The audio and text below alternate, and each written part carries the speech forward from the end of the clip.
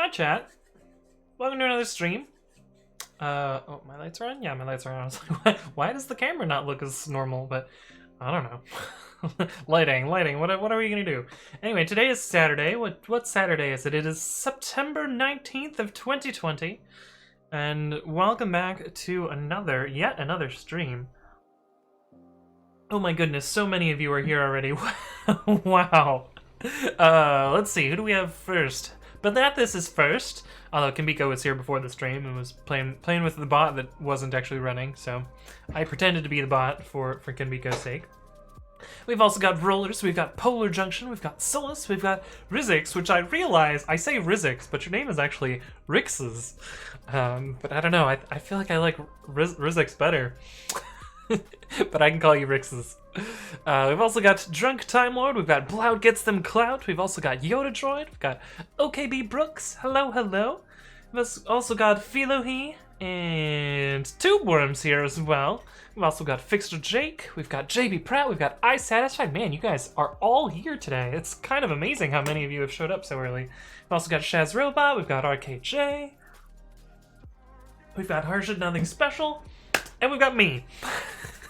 And hopefully I didn't miss anybody. But hello. How are you all doing today? I'm doing pretty well myself.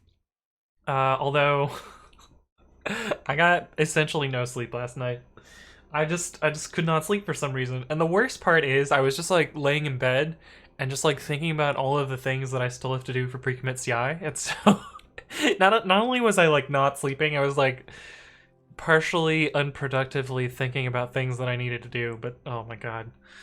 Hopefully we'll get through 7 on a stream today, but I am exhausted. But yeah, and the air quality is good today. I actually need to get outside and exercise because the air quality is good, because it's been a while. But anyway, hey, what's up, Snapshot? Hello. RKJ says I want to be productive today, but then I opened Factorio. Drunk Time Lord says, is there any difference between reversed text and text ::1 in CPython? Yes, there's a slight difference. Reversed will give you an iterator, because X has this reversed... Is it reverse? What is the... what is the, method? Maybe it's because it has size. Some can do specialized reversed iterators. I think this is just because it has len.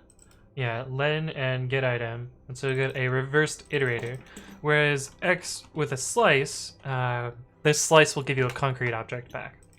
But you can treat them mostly the same, except for in, you know, non-special contexts. Alright, Harshit, I will call you Harshit. Sounds good.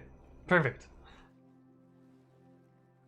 iSatisfied says, that's funny because I got too much sleep today. Can we trade? Because I'll have too much sleep. Kamika says, I'm afraid that if I Google Factorial, I won't be able to get back. Yeah, Factorial is a real fun game. Fortunately, I don't own it, but I have played it on other people's computers, and oh my goodness. Oh my goodness. Oh, where is my Streamlabs? Hey, what's up, DJ Volaire? Thank you for the follow. Welcome to the stream. Hopefully you're doing well. James Boyan says, hello, why does our boy Anthony look like a schoolboy going to the ball? what is that supposed to mean, James Boyan? What do you mean? Drunk Time Lord says, is there any performance difference? It depends. It depends on what you're doing with it. So for a very, very large string, so, you know, hello times, you know, 9001 or whatever. If you're just iterating over a very small part of it, reversed is going to be slightly faster, I think. Especially because this doesn't need to build a concrete object to run. This is just an iterator object over this string. Whereas, you know, s::(-1) is going to build an entire new object and return that immediately. So you're gonna, you know, ole! You're gonna incur the object build cost here. But it really depends on your particular case, and honestly, the difference here is gonna make, yeah, it's gonna be almost no difference, unless you're dealing with ginormous strings. But profile it, make sure that it's not a bottleneck before you actually decide on something being too fast or too slow. Mika says, holy crap, I just tried to watch the stream with Safari instead of Chrome and my CPU went from 90% to 15%. Whoa, it's better in Safari? That's weird. iSatisfied says, you have to unbutton that top button, you look too proper. So there is actually another button that I could button. We could go for like the super schoolboy look. And choke myself out here. No, we're not gonna do that. But you know, the top is unbuttoned, to be fair. We could unbutton another one, you know. You know exactly how to do that. C. Ogu says, what are your thoughts on Go and Rust? I'm really excited about the prospects of Rust being a memory safe language. The little bit that I've written with it has been pretty nice so far. It's a little frustrating to deal with the borrow checker and that sort of stuff, but like having some amount of sanity about memory safety is great. Okay, iSatisfied. Alright, fair. Gifted a sub to Harshit. Harshit is now on their second month of subdom. Thank you for the gift sub, iSatisfied. Are we there now? We're no longer going to the ball. We can now just like hang out and chill.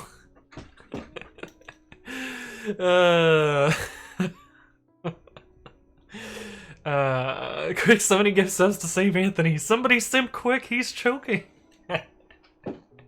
That's funny. Chat Dank. I don't think there's a user named Chat Dank, but that'd be a pretty funny name. Okay, let me talk about what I did since last time, because I did actually do some open source stuff since last time. And one of these was a really old pull request that for whatever reason I just didn't feel like finishing. And I don't know, yesterday I was going through my open pull requests and I was like, man, there's 11 open pull requests. I bet I could get it down to 10, and that way I would feel better about myself. I don't know. I felt like going through my backlog, so I, went through and opened some of these up, and I was like, hey, this is a small patch. Can you review it, please? Of course, no one reviews this shit because it just sits around in my inbox forever. It really makes me not want to contribute to projects unless they have recent commits, because like this is just like a super easy change. Like they forgot a comma here, and so they accidentally joined these two strings together, and broke their dependencies. It actually kind of works for the wrong reasons. Like this turns out to be rumil.yaml greater than or equal to 0.16.0 python dateutil, which Pip is like, yeah, I knew what you meant. That's just supposed to be a post version, so I'll treat anything greater than 0.16.1 as completely okay, and silently drop this python dateutil dependency, which is great. But yeah, like this little comma, which fixes a bug, which I opened fucking how long ago? In May. One little thing, and this library is probably dead because it hasn't received a commit since January, and yeah. Anyway, in a lot of cases like these simple small documentation fixes makes me not want to make them, because if people are not going to merge like obviously simple things many months after, that's just like not worth it. Also, this like having issues in my outbox is kind of annoying. But anyway, I went through and I finished this pull request that I opened forever ago, which is to make a GitHub forks source for all repos. And oh, I forgot to edit this. Whoops. Anyway, it allows me to clone all of the repos that forked from a particular repo. I used this when I was looking at code for the switch controller thing, but I had never really finished this. So I went through and I wrote some tests and wrote some documentation for this. So this is the documentation, and these are the tests. So I downloaded some test data for a couple of repositories. I used my reorder Python imports because it has a couple of forks and recursive forks, which is the hard part. And then I wrote a little test for it, and you can see here that we end up with, our forks that we expect. But I wrote that, and while building that, I realized that there's a bit of bit rot in this repository. Notably, I changed the return value of this code formatter when it makes a change to be non-zero. And so that was causing the test to fail. Also, Git changed its output in a particular... when you merge a commit now, it now says into the branch name that you merge it into. This is the history of this is actually pretty funny. It was one of the I think this, if I remember correctly, this was added because Bitbucket got rid of Mercurial, and some of the Mercurial people wanted to know the branch names when they were doing merge commits, and so they proposed this to Git, and Git added this in effect because Mercurial was deleting Bitbucket support. Or sorry, Bitbucket was deleting Mercurial support. Sorry, I got that all bumbled up there, but anyway, this changed, so I needed to fix some tests there. And yeah, that's what I did offline since last time. Belnatha says, love the podcast episode. Controversial opinion, I don't really like requests. Did I actually say that in the Did I actually say that in the episode? That's pretty funny. I think so. Yeah, actually, now that you mention that, I'm pretty sure Michael asked me, so what is your favorite library? And I know everyone says requests, so don't say requests. And I was like, well, why do you say that? I don't like requests. But yeah, that's pretty funny. Also, if you guys want to check that out, I linked it in the stream announce channel on my Discord, so feel free to check that out there. It's a podcast episode about pre-commit, so I talk about some of the reasons that I made it and some of the like bad decisions that I made, but also some of the good decisions that I made. So you can check that out there. Callie Share says, always a pleasure to stream your Twitches. Well, thanks for stopping by, Callie Share. Appreciate the kind words. Hey, what's up, Alexa? Hello, hello. RKJ says, I hate that auto issue closing bots decide to close before there's been a discussion. Yeah, the stale. I really dislike Stalebot. I find that it, it closes a lot of things that are still issues, and gives. In some cases, it gives maintainers a reason to just ignore stuff and like let their project languish when people haven't actually looked at stuff. Which, yeah, I don't know. Alexa says, just watch your debugger video, hoping to convince me to start using a debugger for debugging. Yo, debugger's amazing. I fucking love the debugger. I have actually a couple of other videos to follow up to that one about more advanced usage of the debugger, because I really only went over the basics in there, and yeah, could have talked a little bit more about some other things, and like for instance, debugging Babby is a trick and a half, and so I'd like to talk about that as well. Two Room says bots are fucking cancer.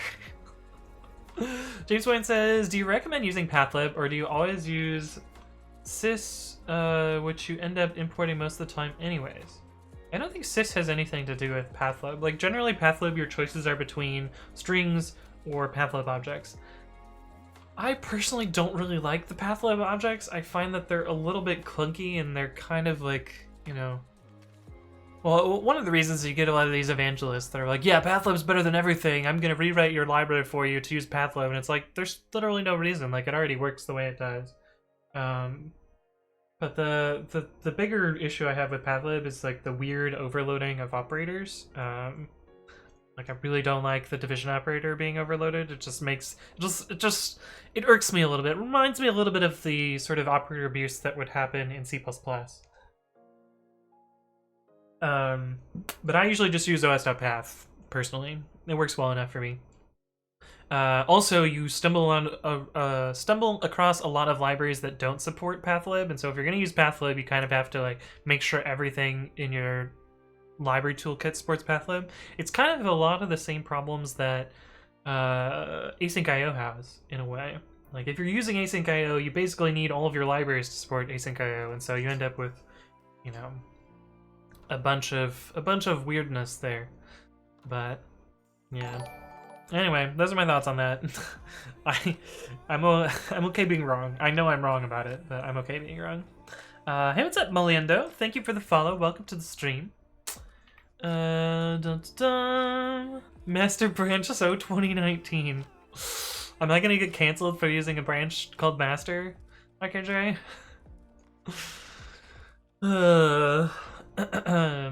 Arshad says, is there any way that I can download only one particular file from any repo from the terminal? It depends. If you're using GitHub, you can. Like you can grab the raw path to it. So like, you know, if you're looking at, sure, this gitignore file, you can say like, you can use raw.github/user/content.com/repo name/branch name/file name, and that will work. But it doesn't use git. For git, you would need to, for git, you kind of need to clone to pull an individual file out of it. I can't think of any other way that you would do that. You could do a clone where you just clone the metadata and then git show. So you could do like git clone no checkout dev1 acytili/pi upgrade. And so this clones the repo, but you can see that there's no files here. And then you could do git show head : pi upgrade.py, and that will get you the contents of that file. So that's one way you could do that. But yeah, I don't know. Tuber says, what do we like instead of request? So if I can get away with it, I'll use just standard lib urllib request. But HTTPX is kind of the new good one. It also supports, you know, async and HTTP2 and other nice things. Celeste says, I regret so much upgrading my Mac because the terminal went from bash to zish, and I don't know how I feel about this. Alright, zish is fine. You might need to, like, you know, fiddle with it a little bit to make it work how you want. You can also reinstall bash and use bash if you really want to. But you know, most people say that zish is better than bash. But I don't, I didn't use zish myself. I mostly just stick to boring old bash. Drink Time Mode says, my favorite library is actually TQDM. Is that the terminal thing? TQDM. Progress bars, yes. Terminal thing. Progress bars. That's what it is. Yeah, I've not actually used TQDM myself, but I've seen usage of it, and it seems pretty nice. I satisfied use at the MOTD. Yeah, nice. Oh, thanks for the link to that, Beldathis. I already answered that, Kapiko. There's nothing special. Yeah, you've got the emotes now. Nice. Pathlib rewrite. Oh, James Boy, and you meant the OS module. Yeah. Legit. There's no reason to use os.path in new code. If you're running new code, use pathlib unless you need to support older Python. Or unless you don't like pathlib. Hey, what's up, Skyoshi? Thank you for the follow. Welcome to the stream. Mordor says, GitHub supports SVN or used to. You can use SVN export to export single files. Yes. Funny thing about that, Voror. The backing storage of GitHub is actually SVN. GitHub does not store things in Git, but provides a libgit2 frontend to their SVN backing store. This is how they can this is how they can keep around branches forever, even after you delete them. They essentially they keep everything forever. But yeah, I went to a talk where they were like, "Yeah, Microsoft GitHub doesn't use Git, lol." which was pretty funny. Hey, what's up, Matthews02? Thank you for the follow. Welcome to the stream. Hopefully you're doing fine. Is this curl with extra steps? No, this is Pathlib. What have you linked, MarcoDev? Well, no, what do we got here? Is this a Rickroll? It's probably a Rickroll. It's music.youtube.com. I have not seen that as a domain. It doesn't tell me what the title is. Oh, I am a pirate. Yeah, this is a good video. I remember this.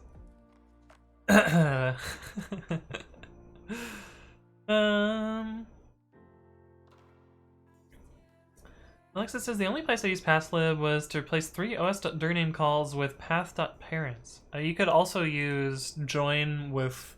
That's another way.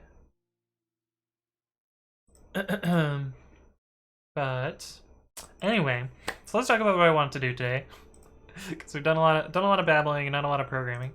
The first thing that I want to do today is fix some of these issues here. I think this, where is it? This one is going to be the easiest one to start with. We have already done this record default branch. That was part of the data rewrite that we did last stream. This is not needed to launch, so I'm going to delete that for now. But let's work on badges on the repo page, and just to refresher, show you guys what we've got so far. Run pre-commit.ci.web.app. Also, I forgot to test runs because we changed that last stream, but that's fine. We'll ignore that for now. Oh, I did not. That's print. Zish is an AWC TM. Yeah, I do say Zish, and it is a little bit weird. Zish, Zish, ZSH, however you guys want to say it. I've heard it many different ways. Let me go to my IP here and log in. Oh, gotta log in with GitHub. Let me grab my password, paste it in this box, not the other box, because then you guys would know my password. Oh no, this is oopsie doopsie. What are we oopsie doopsie? Okay, but if we click through to this and then we look at the repo, I want to be able to show badge information here. So that someone could badge their repository. IP leaks, yeah, I mean, it happens. It happens with this little drop down here. It'll show my IP address. Oh no! I'm not really concerned about that though. Anyone who says Zish needs serious help. If that wasn't a VPN IP leaked, it's fine, it's fine. I'm not concerned about leaking the IP address. I've shown it many times on stream. I am not concerned. It's not an actual leak. But yeah, I want to make the badge info show up here, and so that's gonna be a little bit of template work. Web templates. What password manager do you use, or do you remember all of them? I'm using Bitwarden. I don't want to type passwords because you will see them on my keyboard. But yes, I'm using Bitwarden. I really like it. It's free. It works on all the platforms that I care about, which is, you know, Linux, Windows, Chrome, Firefox, Android. They have terminal things as well. Okay, but we want to show badges for here above the runs, probably. H3. Let's see. How do we want to do this? I don't know, H4. Badge or repo. And we'll include... How did I do this before? What is the actual badge link? Pre-commit.ci...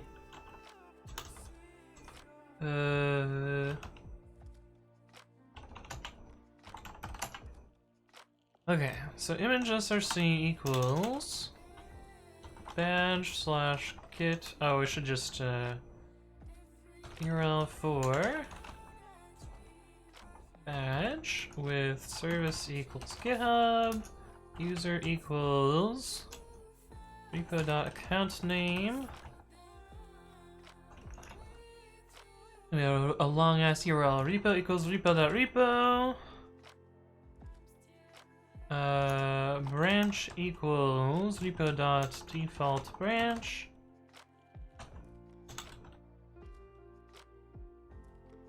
Alt equals what? Repo status for repo.account name. Is there a property for that? Pre-commit.ci data repo. Full name. Perfect. Full name.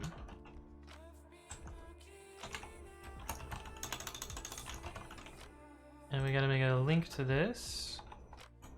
And latest ahref equals URL for latest service equals GitHub. User equals repo.account name, repo equals repo.repo, branch equals repo.default branch.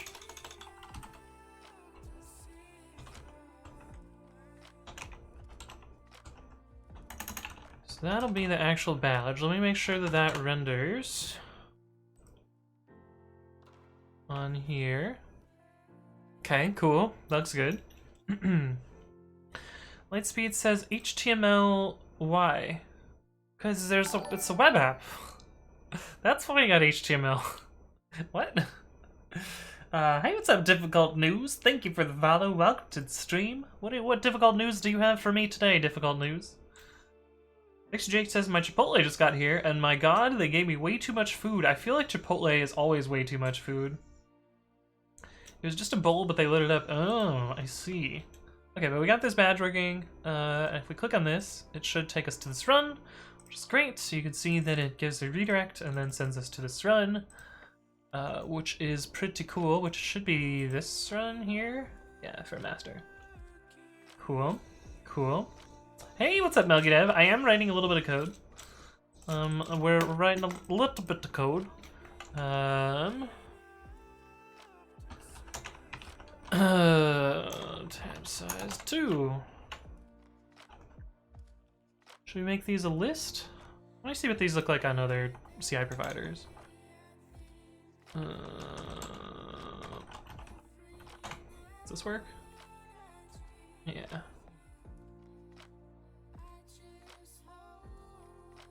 Oh, I don't have a Travis CI account. Right. Because I deleted my Travis CI account. Maybe. Let's see what it looks like for Azure Pipelines.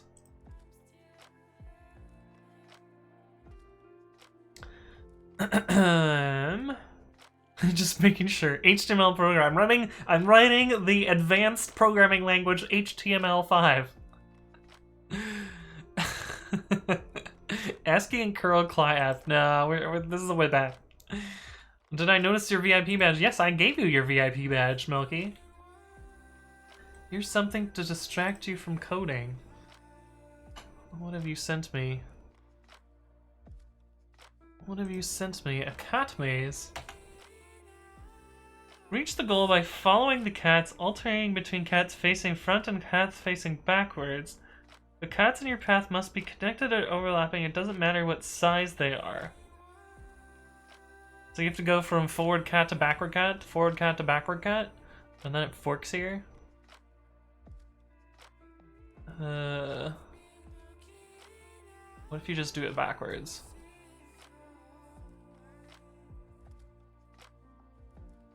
I think going backwards is the key here. Yeah, there we go. Easy. Easy! Easy cat maze! It's much easier backwards than it is forwards for some reason. But anyway, there's the answer.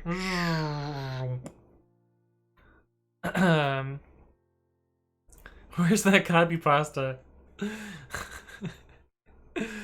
Templating HTML is easy, while templating in C++ is rectal cancer.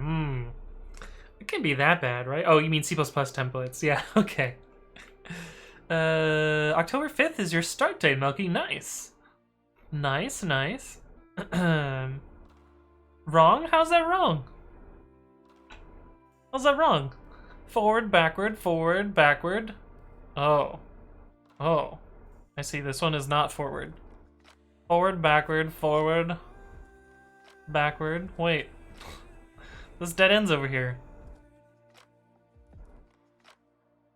That's not possible then. Yeah, dead ends here from the goal. See? It dead ends. This is not solvable then. Zoom. So I see. is that the meme? Like, this is like exhaustively hard to do, but the backward is easily shown. It doesn't work. Ellen of Velan says, I was just writing some code. I got stressed and come to see you coding to distract myself. Nice.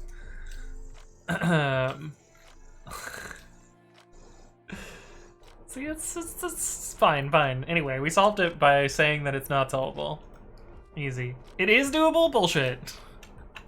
It's literally not. You start here, you go to a backward cat, The only thing connected to this backward cat is this forward cat. The only backward cat connected to this forward cat is this one. And then the only forward cat connected to this backward cat is this one. And, you know, assuming you don't backtrack, because there's no reason to backtrack in a maze. The only backward cat connected to this one is this one. And then the only forward cat connected is this one. And then there's no more backward cats, so it ends. It is solvable. The hint is the size comment. Oh, is this supposed to be a cat here? Is this a backwards cat? That's some bullshit. That's some fucking bullshit. This is a cat here? Is that the meme? Is that the meme? So then you go zoom, and then you get to this backwards cat. And then forward, backward, forward, backward, forward, backward. Is that the solution? This is a cat here? This is a backwards cat? A backwards big blue cat? That's fucking dumb. It's fucking dumb.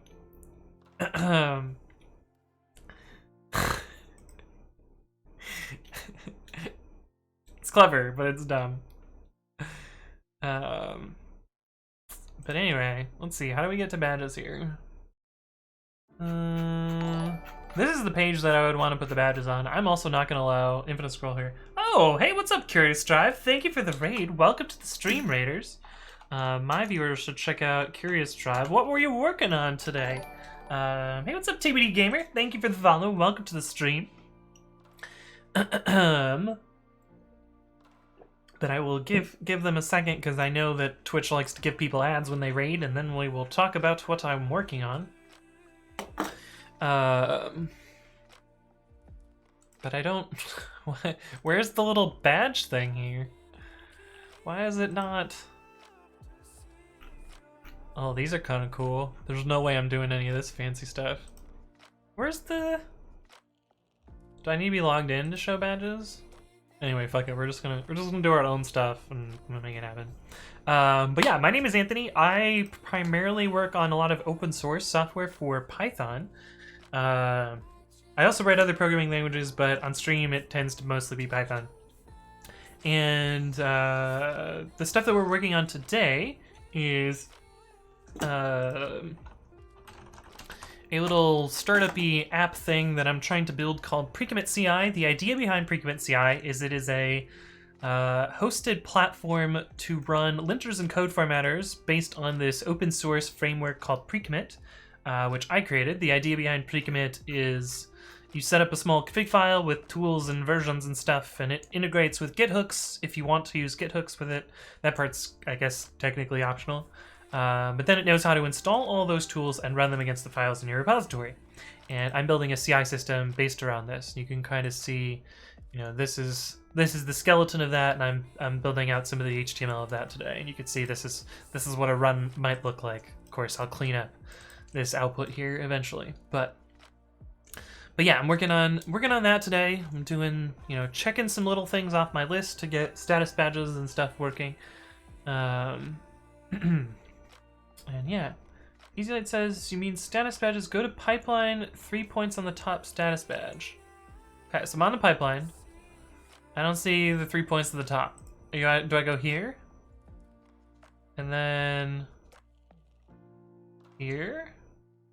No, we're just back to this again. I think I need to be logged in, maybe? Try logging in.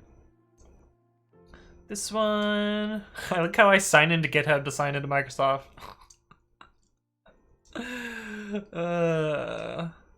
We just did this, didn't we? Am I in a loop? And it's gonna dump me back on the homepage instead of the page I was on. Fucking of course. Of course. Why would it put me on a page where I want to be on? Okay, so click on a... Oh, over here. None of those have badges. Now I have a little thing up here, so this is only when I'm logged in. Status badge. Okay. I like how they only have Markdown. They don't have HTML or RST.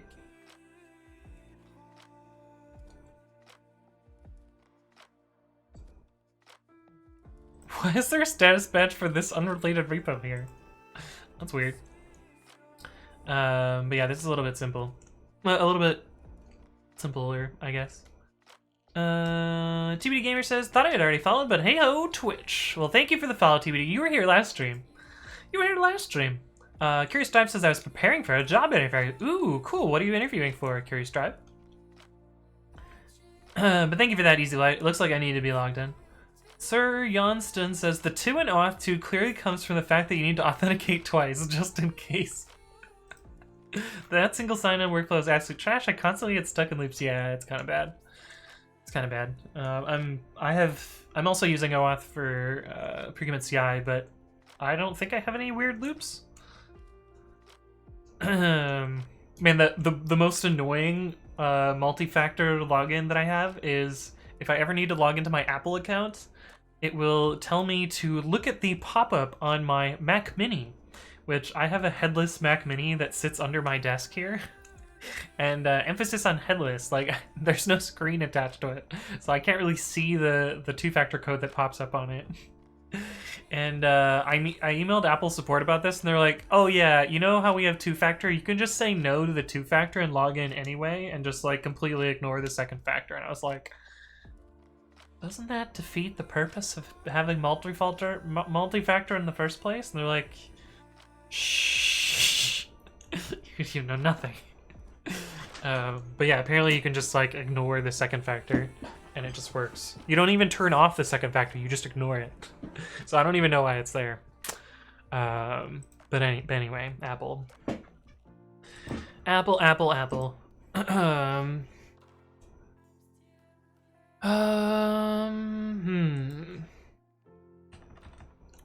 Let's see.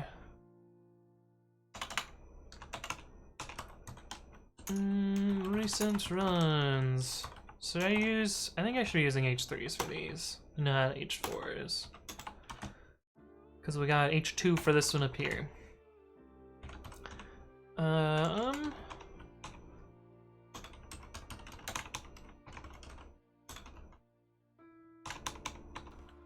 I put divs inside of list items? I don't know. Should I be doing a table? I kind of like a table, right? Theirs is a table, right? Right? No.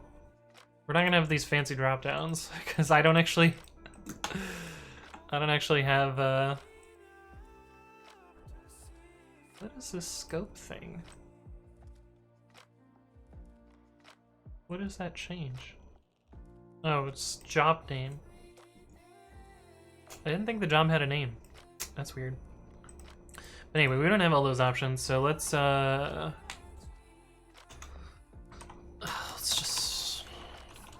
mark down is it pre-code or is it code pre? I think it's pre-code. And then I just put this in there. But we gotta make them full URLs.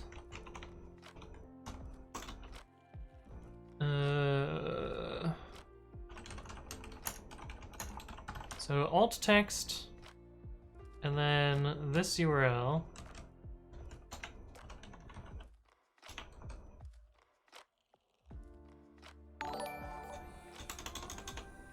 And then we gotta put a link around it. So this is the link, and then this is the URL. Oh my god, this line fucking sucks so much. I think that's right. I hate Markdown. For this particular reason. Hey, what's up, Chambers3? Thank you for the follow. Welcome to the stream. Actually, I like Markdown better than RST, personally, but this is kind of messy. Also, I need to figure out how to make it a full URL.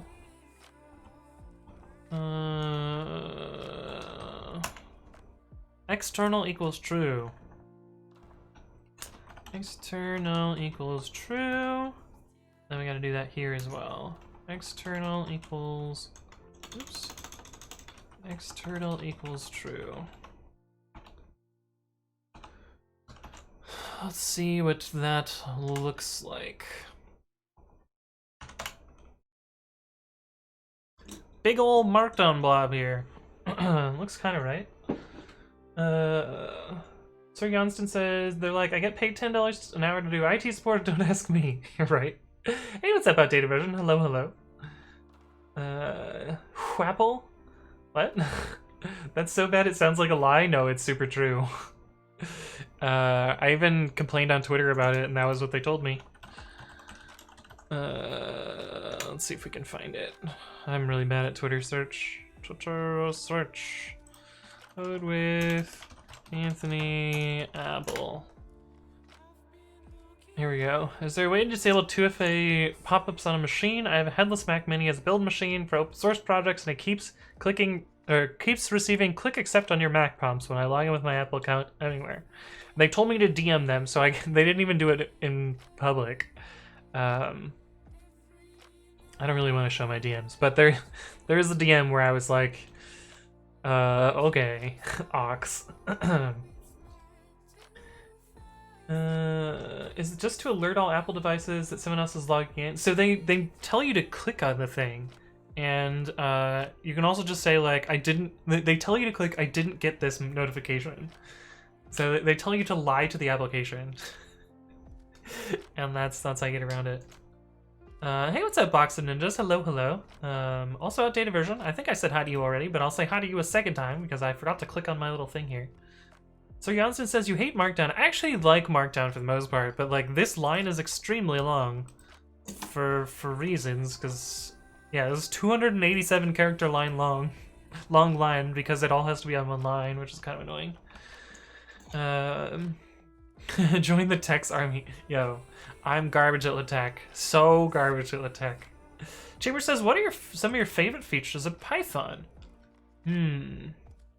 Favorite features of Python? I like f-strings, but you know, any decent language has some sort of fast format strings. You know, C#, JavaScript, Ruby. PHP probably even has one too. I don't know. I like f-strings.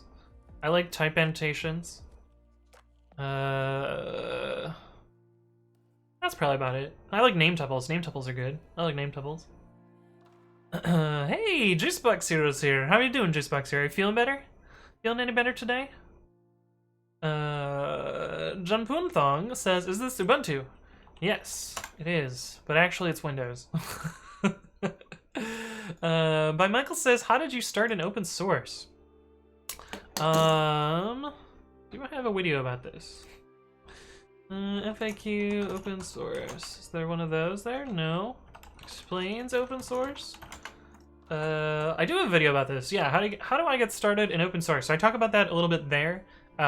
Particularly for me, I started by just like making some of my own projects and putting them out there, but also doing bug fixes on other people's projects. And yeah, that's kind of how I got started. But yeah, now I maintain a whole bunch of things. I actually made a draft tweet the other day and then I deleted it because I felt like it might have been a little bit too salty. But it was something like contribute enough to an open source project to be helpful, but not enough to accidentally be given the maintainer role. Because at this point, I think I maintain too much stuff, way too much stuff. But Fixer Jake says, I'm in a class all about LaTeX right now. Our last assignment was looking at a PDF he made and reproducing it exactly. That sucked. Oh no. So Johnston says, does anyone ever not say list comprehensions? I do actually like list comprehensions. Then again, I think link expressions in C# are way better than list comprehensions, but it's essentially the same thing. Favorite feature Python is the shoehorned type system. Yeah, kind of. Juice says, I slept 12 hours last night. I feel way better. 12 hours. Link in C# is god tier programming. I agree with you, Fixer Jake. Link is so good. Burgermage says, I'd say the best part is how you can make your own custom classes play with the built-ins via protocols. Yeah, I think that's another good one there as well. Okay, so just because I want to make sure this markdown actually works, I don't like the way this is rendered, so we're gonna work on this a little bit. So there should be like a line break here. Maybe if I put that in a paragraph tag. Good old handy paragraph here. /p. that gonna give me a little bit of margin there? That's a little bit better. But let's go put this on GitHub and see what this looks like. Oh, did it indent this? Oh, we don't want that. Which means I need to make this line even longer. Gross.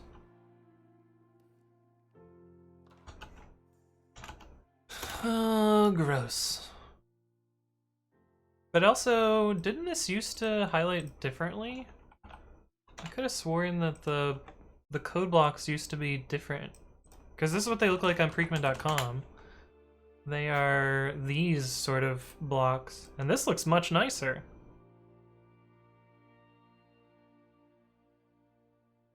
Oh, there's no code block there. Maybe that's what it is? So it's not pre-code, it's just pre?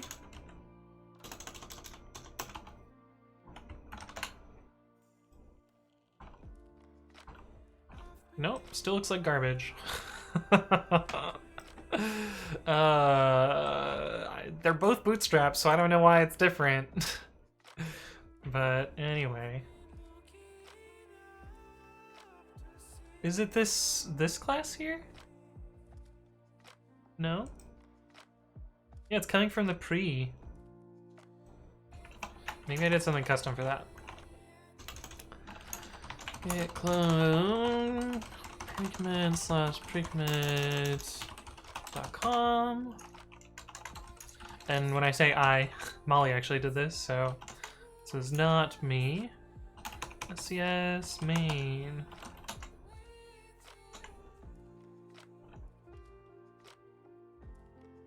No. Nope, literally nothing here. Weird. I guess Bootstrap changed how pre-tags are rendered. Joda Droid says, now we know Anthony writes code transferred his sleep last night over to Juicebox Hero, probably. iSatisfied says, check out his commit profile for proof it's too much. Yeah. Kimiko says, I'm not a Jigglypuff. Jigglypuff! But I don't think that's how sleep works. Hey, what's up, Sir Johnston? Thank you for the follow. Welcome to the stream. John Boonthong says you should try Zish over Bash. Zish has syntax highlighting and auto suggestion could be helpful to you. Yes, I have tried Zish before. In fact, I have contributed to Zish. Zish, CV, Anthony, Stilly. Where is it? Yeah, here we go.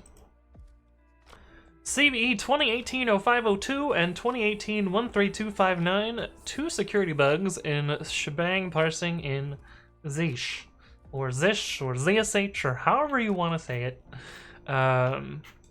But yeah, I reported and fixed a bug in ZSH a long time ago. I guess only 2 years ago. But anytime you run ZSH, you're technically running code that I wrote, which is kind of fun. Pretty sure I saw nested pre-tag in that highlight block, though. In this one here?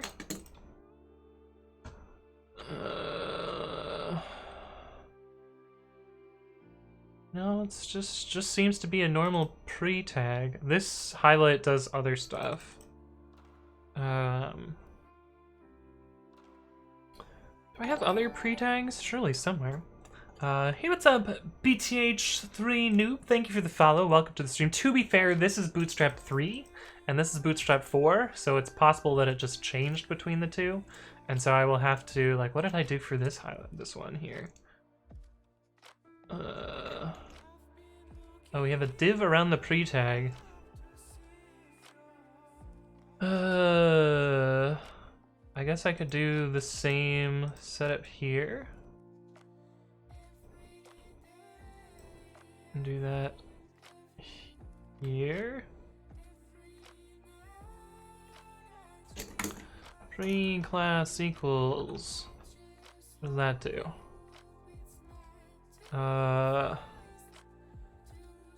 Not what I wanted. We don't need this to be inline block. What is MW? Oh, max width 100. Then we can do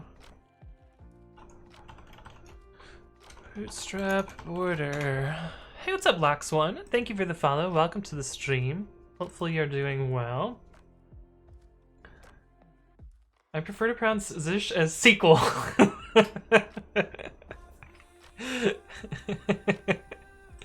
That's funny. Border.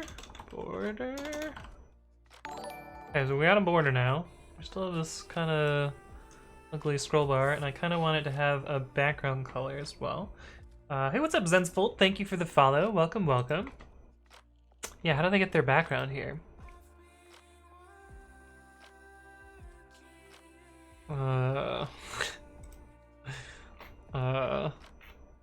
Let's see. Where's their colors one? Colors, here we go. Background color. BG light? Is there actually a background here and I just can't see it? Let's add a class, see if it changes it. BG light.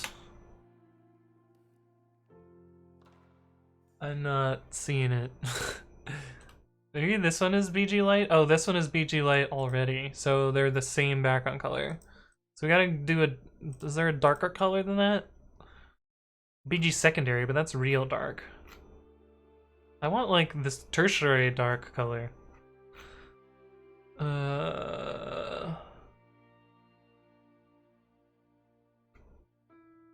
What do they do for this? Do they just have a custom class that does this?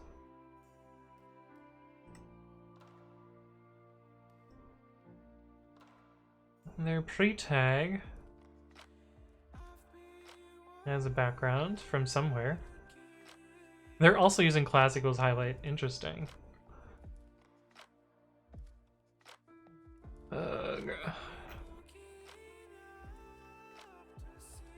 How do you have this colored background? What happened here? Maybe this is BG light and I'm just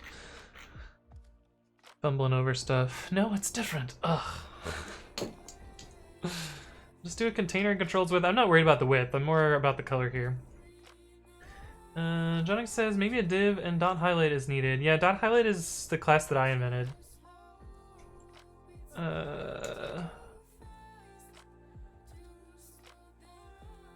That's all you get in Bootstrap. Try the card class. It looks like the old grade.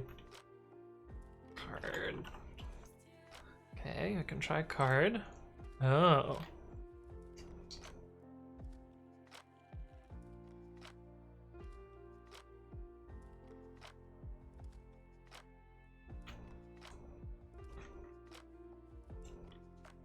Interesting.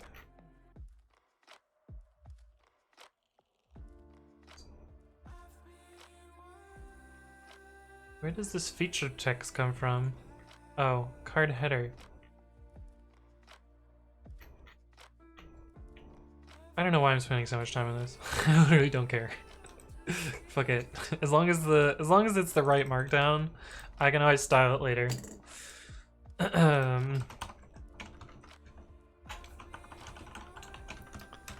Let's make sure that it actually renders properly though. So the image renders properly and clicking on the link takes us to the right thing. Perfect. Okay, cool. Cool. That's what I actually wanted to check. So let's do markdown. We'll do RST as well.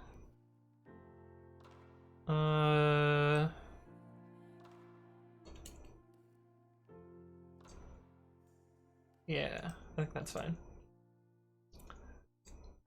Yannick says, word break word would be a good addition. Why? It's literally just supposed to be one line of code that's copied and pasted. It's in a fixed width text. It's not supposed to be readable. It's supposed to be just a blob of text.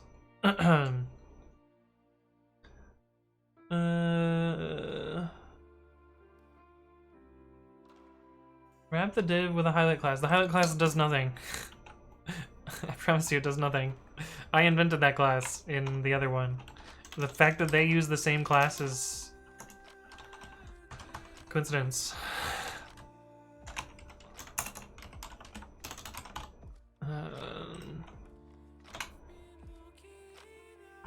See? So this does nothing. The highlight class comes from the syntax highlighter that I'm using in pre-commit.ci. Hey, what's up, Evelbona? Hello, hello. Welcome to the stream. You can make a copy text button. Yeah. What I actually want is just to click on this and have it copy. But you're right, I should make a copy text button. But I can do that later. Let's look at RST. I know on pre-commit.com we have one. RST. Oh my goodness. Restructured text. Here we go. These are really ugly. These are really ugly. We gotta fix that.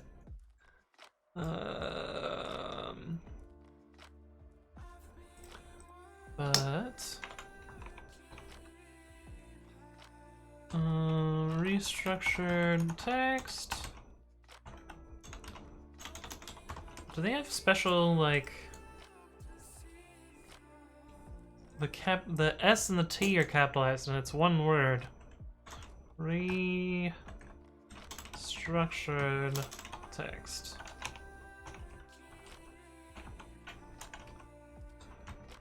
I guess I could do this to have it.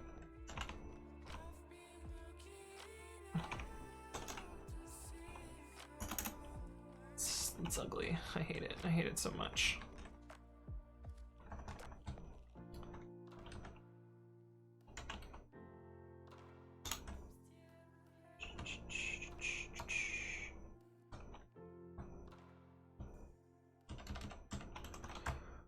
But I will fix this later, and then this is external equals true. And then we gotta get the, oh, that's the image, that's the target.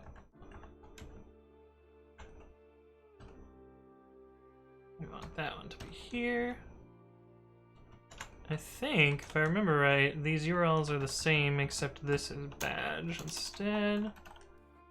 And then this should be pre-commit.ci status. We'll get rid of the word badge here. And let's try that.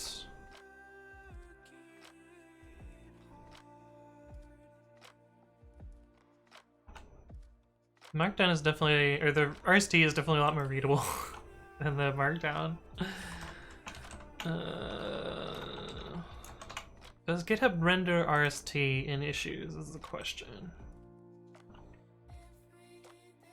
No. But I bet if I create an RST file, then that will work. Cool. Cool. So that kind of works. But yeah, we'll make a copy button. We will make a copy button at some point. Maybe you could hide the scroll bar at least. Possibly. Adrian says, how long does that song last for? Which song? This song is 2 minutes and 51 seconds. Although there are 2 copies of it in a row, so this playlist is a little bit weird. It looks like they goofed and put it in here twice. Restructured tasks, yeah, that's what it is. But yeah, these are ugly. I don't like these at all. Do we want to hide the scroll bar here? Do we need to hide the scroll bar? Overflow hidden. Why is there just random white space at the bottom? Oh, because that's the end of the pre-tag. Oh, so I do actually need to control the white space here.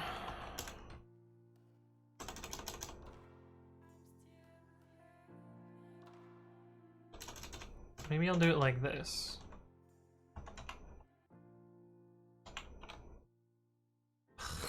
This is so ugly. I hate everything about that. Can't have pretty code.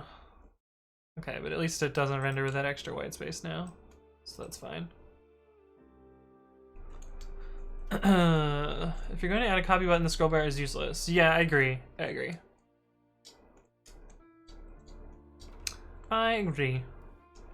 Use the Flask Clyde to get auto reloading. Yeah, I'd rather not, because I actually intentionally turned off the reloader because when I'm debugging and I accidentally save any Python file, it like ruins my debugging section. So I'd rather, you know, spend the time to manually restart than use the auto reloader. Personally, I know it's a weird choice, and I'm probably wrong by doing it, but I do know about the auto reloader, and I have intentionally turned it off. Hey, what's up, Alex Kvazos? Thank you for the follow. Welcome to the stream. Box Ninja says, "Hey Anthony, do you use any external services for logging and error reporting?"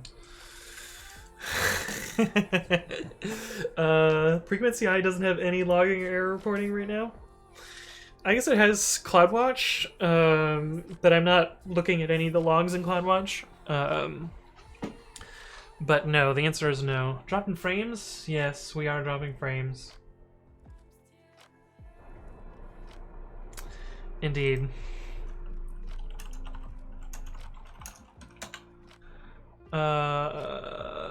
We might... No. Big F. Oh, come on. Are we back? Are we back? It just sent a burst to hopefully catch up on frames. Are we back? Did we get back? Logging and error recording was the wrong topic. Yeah. Are we back? Are we back? Are we back?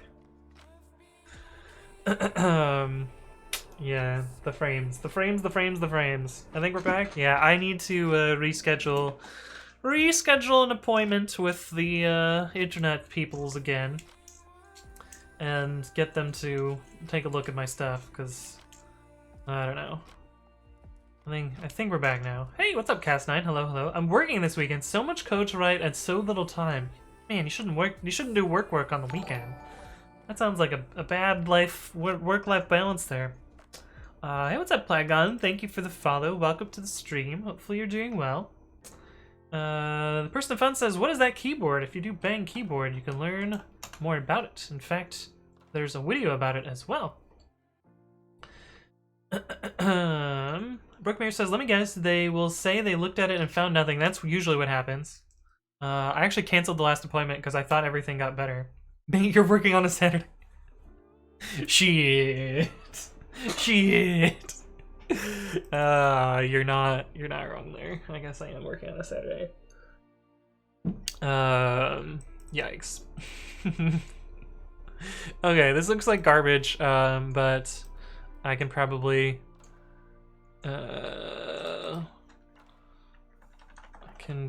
improve this at some point.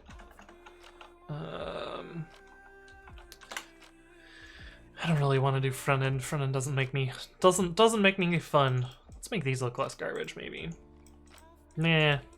I can always improve those later too. It's really just about showing the data. Although 30 runs is a lot, I'm probably gonna trim this down to the last 15 because I feel like 15 should cut it. Pre-commit impl star runs data dot py, and there's a 30 in here. This will also save me some read units here. 15. Get add dash u, get commit dash m, show repo badges on repo page. Juice, you're working right now too? Oh man, everyone's working. What was the answer to the error reporting? I'm not currently doing any error reporting in pre-commit.ci because it's not in production yet. And I'm not using any external services. I have in the past used, what was it called? Splunk and Signal Effects. I've used both of those. I'm probably going to just piggyback on top of CloudWatch, which is an Amazon service, and write a little aggregator over that, maybe shove it into Elasticsearch, or do an aggregate report daily or something, or maybe hourly. I don't know. I haven't really thought about error reporting yet, though I will I definitely will need something around that because, you know, monitoring a production service is important. Although I suspect a lot of my outages are going to be external outages and like outside of my control, and mostly around like reporting statuses that GitHub API is down or STS is down or something like that. But yeah, I haven't put much thought into it yet beyond, I think I could do something with CloudWatch maybe. Also, CloudWatch is free for the first like 5 gigs of data, and like I don't really see how I'm gonna exceed that very quickly. Especially if I only keep errors and just delete all successes. I should be pretty good there. But yeah, I haven't really thought much about that. iSatisfied says, need a new chair, any recommendations? I don't know about chairs. This one I bought on Amazon a long time ago. It works well enough, I guess. There was this one chair that I bought a long time ago, and I wish I would have written down like what manufacturer and model it was, because it was amazing. It was very, very comfortable. But I didn't, so now I'm dealing with whatever other chair that I randomly get off Amazon. But yeah, I'm gonna go fill up my water. I will be right back. I will see you guys in a sec.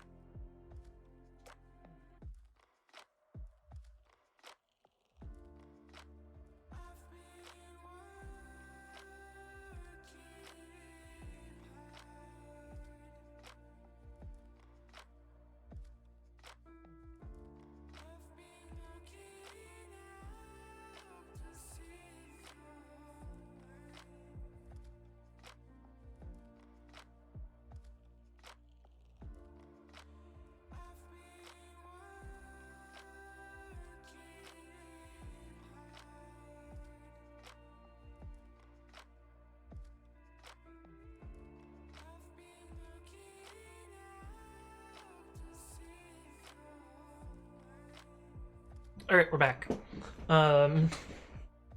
Yes, we're back. Also, I've started running ads during the breaks because Twitch will otherwise give people mid-rolls in the middle of videos, and I'd rather you get an ad during my break and not during my content, and so that's why that happened. So if you saw an ad, that's why. Ads don't really make me any money, so I only do it just to improve the stream quality for you guys so that you don't get random mid-roll interruptions, which I think are really annoying, but there's no way that I can turn them off as a creator. So that's what, we're all subs here anyway. Yeah, that's kind of true. Most of you are subbed anyways, so you won't see ads anyway. But that's the explanation for that. Hey, what's up, the Rodman? Thank you for the follow. Welcome to the stream. Hopefully you're doing well. Kabika says Herman Miller if you're loaded. Oh, so speaking of Herman Miller, a lot of Bay Area companies are kind of dumping office supplies, including chairs and other stuff right now, because with lockdowns and such, people are not going into the office. So there's a good chance that you can get cheaper chairs and stuff online that are secondhands, and can, you know, get cheaper chairs that way.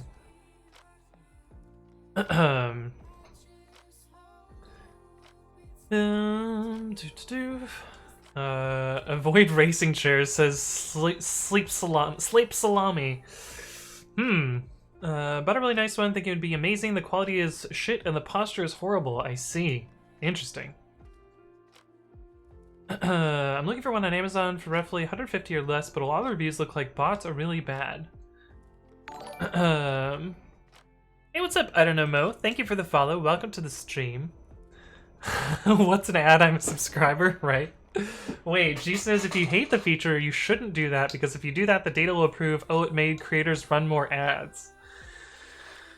You're right, and a product manager will be like, ho, look, the data proves this, but in reality, they're looking at lurking variables and drawing conclusions based on, you know, leading factors and training people into a local minima, which really sucks. And I would hope that your product manager would realize that they're, you know, formulating bullshit conclusions from user behavior and like actually run user studies instead of just, oh, we ran an A/B test and look, the A/B test made more ads good, ship it.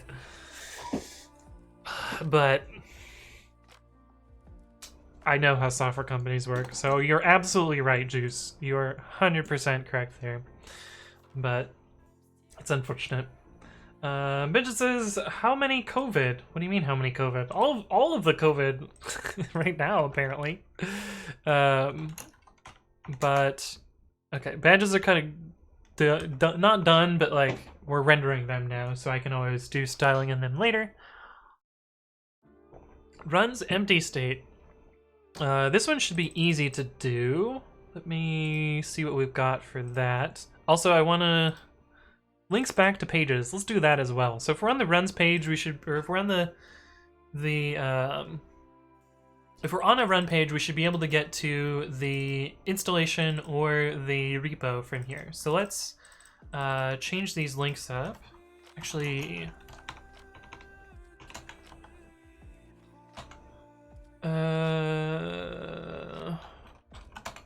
we can actually change this link too, because we're no longer using this install ID parameter. This is from an older version of this code, right? Yeah, install ID is not used. So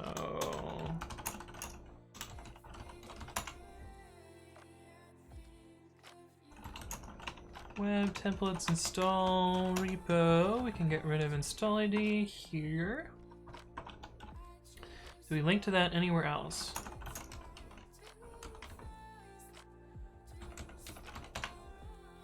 Yes, here. Oh no, that's just that's the one. Okay, that should fix that. Juice says, Anthony, you have to remember, I used to be on this team. I know these PMs. Okay, so you know that they're shit.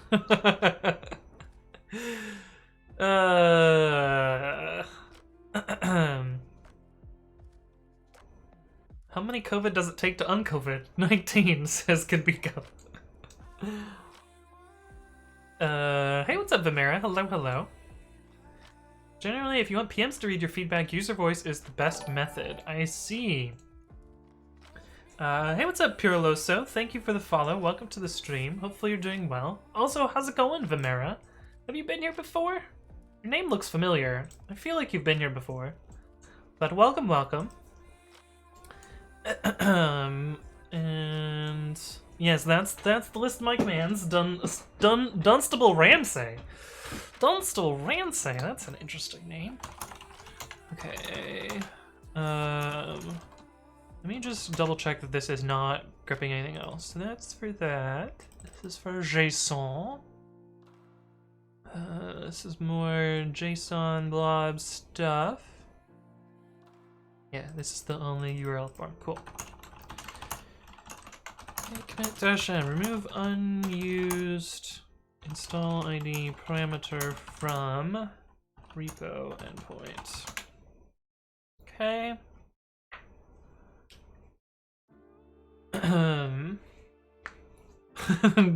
I love that my distro just says Windows 10 as the start of it, which is true. It's not wrong that I'm running Windows 10. I just find it really funny. Vimera, yo, you went straight. Oh, I guess you've been here before. You've been here before, but thank you for subscribing. Really appreciate your subscription. Welcome to Subdom, Vimera. Some Pog champs in the chat. That's right, Solus. Hey, what's up, Mania1? Thank you for the follow. Welcome to the stream. But yeah, I appreciate your contribution there, Vimera. Let's see. Web templates. Let's do the run first, since we have that one open. So I want this to link to the installation and this to link to the repository.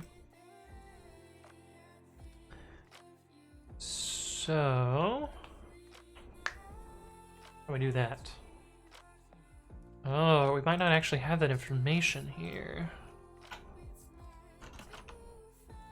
NCI impl local runs data.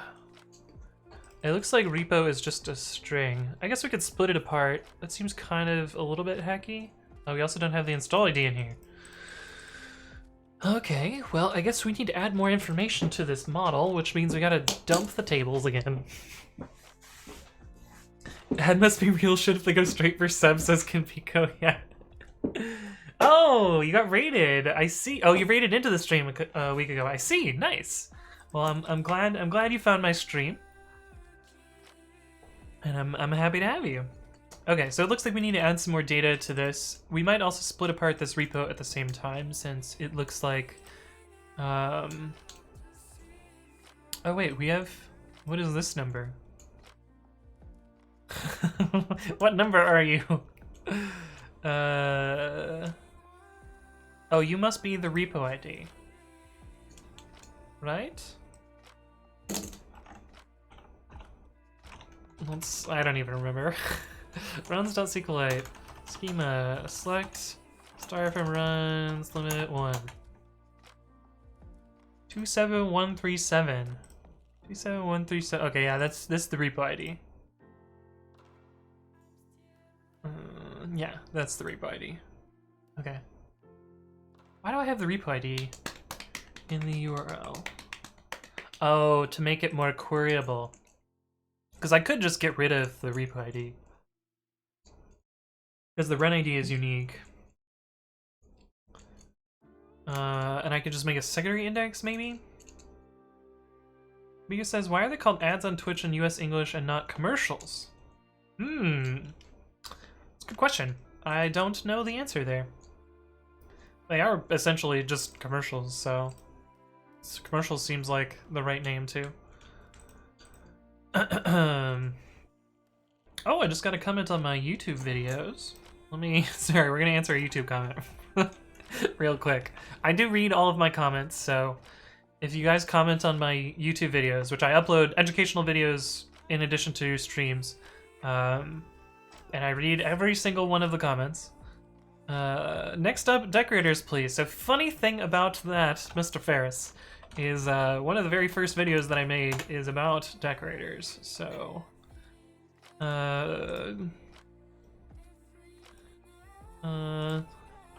lucky you. I already made a video about decorators. We can get rid of the playlist URL. Anyway, I do read all my YouTube comments, and oddly enough, engagement on YouTube is the best thing that you can do for a channel. So if you find a video that you like or some other stuff, you know, commenting on YouTube videos is actually the best way to help out the channel. Other than, I guess, you know, subscribing and liking videos and stuff.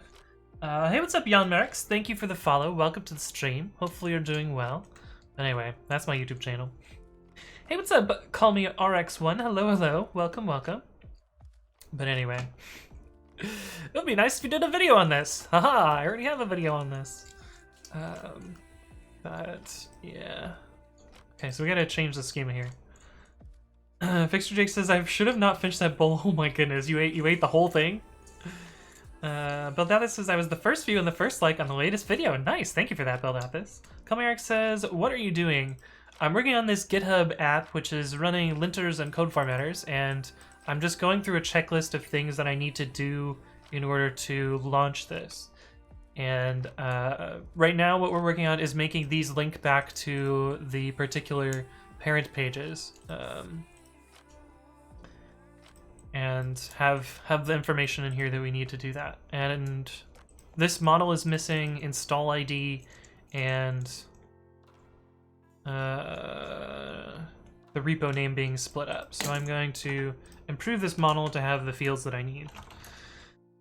Pre-commit.ci impl local runs data. So we need to have install ID, and we need to have account name. And this, we're gonna repurpose this repo field to just be the repository name. And yes, I know there's a whole shit ton of fields in here right now. It's actually kind of nuts. And there's another one that we need to add in here as well. We need download end ns, which is nullable. It's a whole bunch of stuff here. Kivika says now you have to finish off a different kind of bowl. Rizik says, can't you remove the space from the link on master? It's triggering me. Oh, this here? Yeah, that is annoying as well. I see. It's because it contains the SVG. I can move the SVG out of it so that the SVG is clickable as well. But you're right. That is annoying. I can make the SVG separately clickable.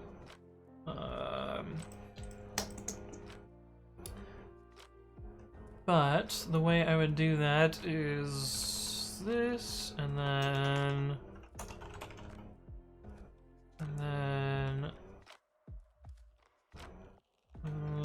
run.link href.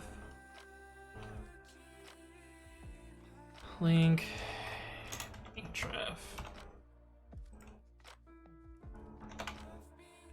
So that should render. Is that better? Is that better? Is that less triggered? Rizix or Rix's? I like Rizix better. Because it stopped answering YouTube comments on stream. God damn it. Oh, that's funny. Someone's gonna click that space and hate that it's not clickable. Right? Right? Why is this not clickable? I don't know how to fix that with HTML, to be honest.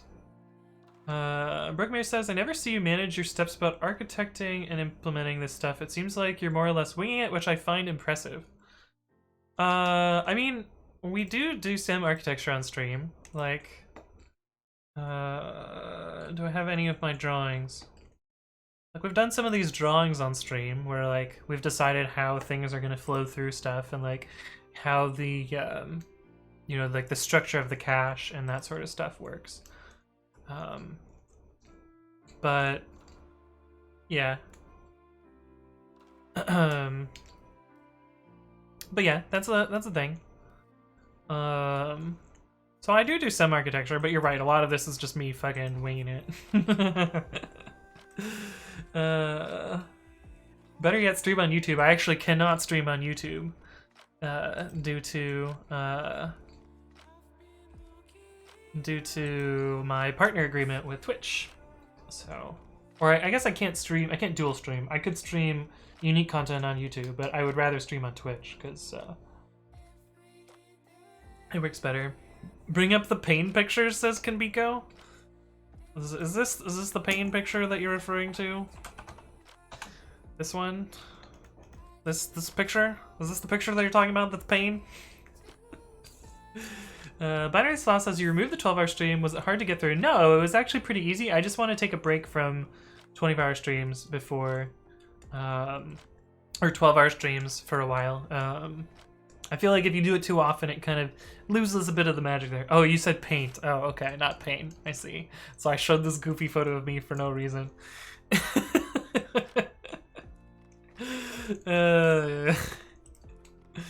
But yeah, now this little space isn't clickable. What are we gonna do? Okay, let's figure out what we need to change to make this work. I think we need to change a lot of stuff to make this work. It's actually kind of annoying. Pre-commit data run. This run model is getting real chunky. Impl local runs data. Actually, what? Let me get diff this just to show what we added. Okay, so after trigger we added install ID, which is an int, and after repo ID we added. Oh, we should add it before this. Account name. Register. We also add account ID. Why not?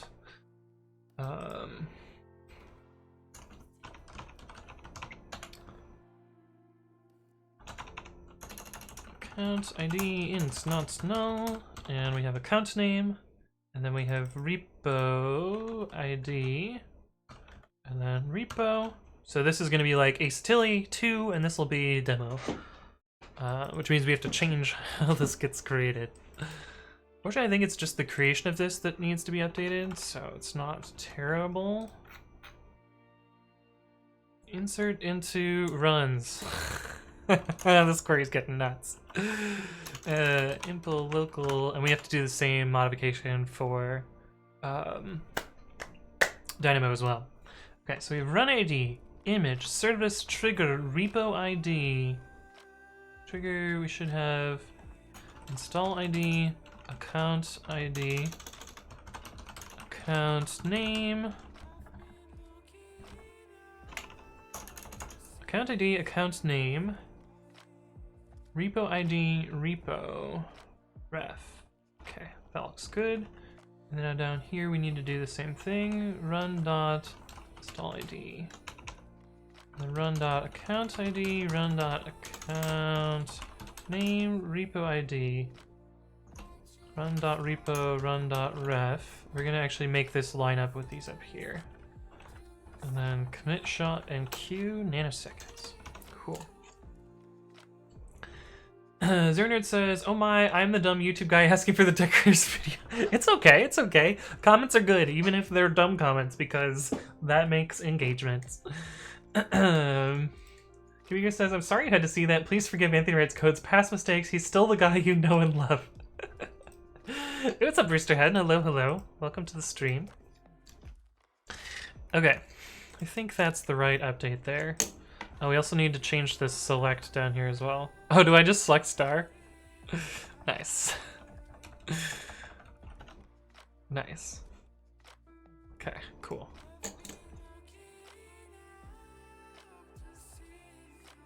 Boyan says, "Do we need more question marks and values?" We do need more question marks. You are absolutely correct. 1, 2, 3, 4, 5, 6, 7, 8, 9, 10, 11, 12.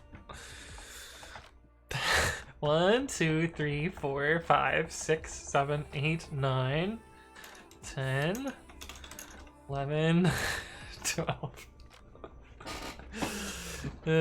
Select star, nice. I mean, yeah, I actually do need to reparse out some of the data in there. This is just the local implementation, so I don't really care about the code quality here. Because this is not what's being used in production. This is just for me to develop and debug locally. So it's not so bad. Let's see what I need to update for the AWS implementation. AWS runs data. Oh, I don't need to update anything. Do we build a run down here somewhere? Is that just a star splat also? Where is it?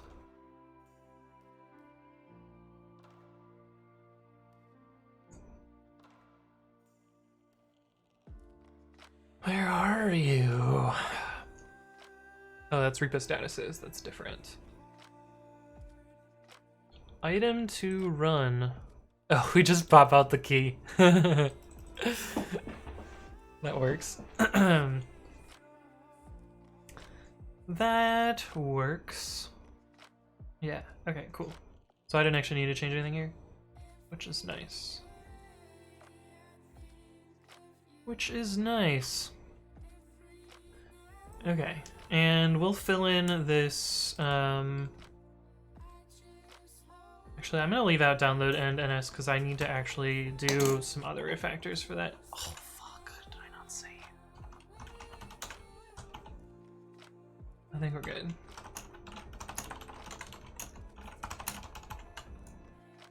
Add those 3 fields, add those 3 fields, add those 3 fields. Okay, I think we're good there.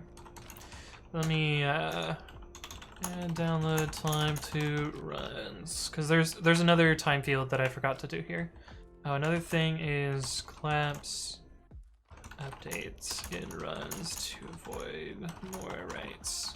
So right now we do a write every stage that it gets through, but I think like some of the stages are going to be so quick that the Dynamo update time is going to dominate the actual runtime, and so if I batch those together, then it should be less of a problem. The mayor says, what kind of music are you listening to? It's so quiet, but it sounds ethereal. Yes, thank you, Kamiko, for showing the playlist. We are currently at this position in the playlist.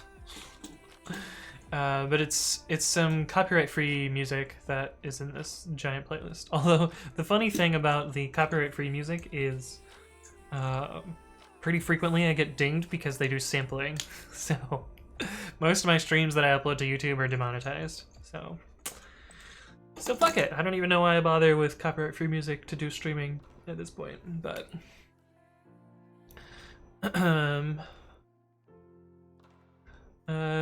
seems like the same song when somebody asked before. I mean, all the songs basically sound the same. Oh wait, you're right. This is the same exact song that played earlier. Why is this song looping forever? What is going on here? We're gonna skip this song because it is actually just looping forever on this song. What the fuck? That's so weird. Okay. On to this song. Oh, all the songs in the playlist are doubled. What in the actual fuck? Okay, I'm gonna go ahead of the ones that are doubled. So we'll go down to here. Okay. Should hopefully be at not doubled songs now.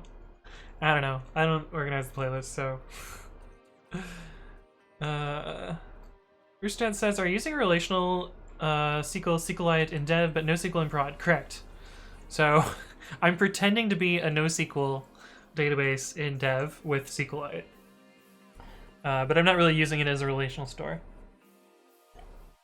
But you're right, it is a little bit weird to do that, Roosterhead. But it works fine. So, I'm gonna continue doing it. Okay, we need to... I think MyPy will actually tell me where my problems are right now. It will tell me I'm missing arguments to run. There we go. On line 59. Oh. I see. Account ID equals account ID. Account name equals account name, and install ID. So install ID. We need to add those up here as well. Install ID int, account ID int, account name stir. And that should show us the next failure, which should be 2 of them now. In pre-commit.ci web app on line 300. So this repo is wrong. This should be just name. We need install ID equals, we need account ID equals, and we need account name equals. Let's look at what that data is. This comes from the push. Yeah. Sample requests payload push.json. We actually do the no URLs one. That'll simplify it a little bit. Oh no, it's not Snark for repeated questions because the playlist is bugged. You can't convince me he uses music that I never hear. Can you not hear it? It's about as loud, it's like half as loud as me talking at this volume. I guess it is pretty quiet. If he wasn't wearing headphones himself, I wouldn't believe there was music playing. We can turn it up a little bit because I'm gonna get demonetized anyway. Fuck it. There you go. Is that better? Hey, what's up, Hitori? Thank you for the follow. Welcome to the stream. Roostrat says, using pre-commit in the workflow of developing pre-commit seems cool AF. Yes, it dog foods itself pretty hard, which is great. It makes sure that I'm staying honest. Programmer says I have boomer ears and I can hear. Okay, so we got this right. We need to look at repository owner. So account ID is data repository owner, and then login. Oh, not that for ID. We want ID. And this is data. Hey, what's up? Synonymous. Thank you for the follow. Welcome to the stream. Hopefully your day is going well. Mine is going pretty well. Owner. Login. Interestingly, name is only sometimes populated in this blob here, from what I've found. It's like the next one that we look at, we won't have a name field here for some reason. iSatisfied says you still have to be careful. You can get DMCA'd on Twitch. Yeah, usually they just mute my audio though. It's not like a huge deal. Amir says loud music ruined my ears. Don't trust me when it comes to volume suggestions. I see. Hey, welcome back, Zingbretson. Hello, hello. Good to see you again. Installation ID. Data installation ID.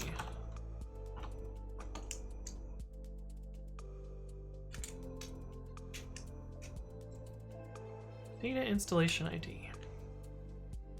Cool. So that should fix that one. Let's see what MyPy has to say now. 383.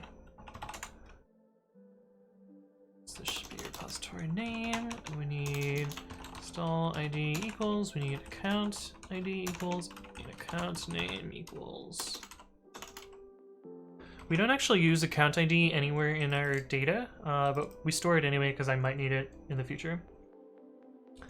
iSatisfied says I can hear the music. I just mean because sometimes when you're here early before he starts, he doesn't play music. Oh yeah, sometimes I forget to play the music. That's totally my fault. You'll have to talk louder. I was a grenadier. Talking about your boomer ears there. That's fair. Simple requests, payload what? Payload PR open. This one I believe has repository that doesn't have. Yeah, see this owner blob does not have name here, unlike the other one, which I think is kind of fun. It shows that there's some sort of legacy going on in the way this data is formatted. Account's name, data repository owner login. So I'm just being consistent and using login instead of name for that. Data repository owner ID, and install ID is, hopefully there's installation in this somewhere. This is a big old blob. It's a huge blob. Oh.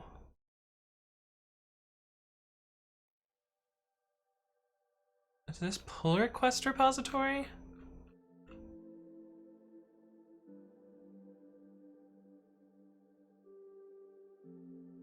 Yeah, pull request repository. Okay, that's fine. Installation. Perfect. Data installation ID. So that should be good. Let's, we gotta delete that database. RM local runs. And we'll reboot the app. I'm actually going to start the worker. And we're gonna actually trigger a run, because this should now have no recent runs. Oh wait, it has no data at all. What do you mean, no data at all?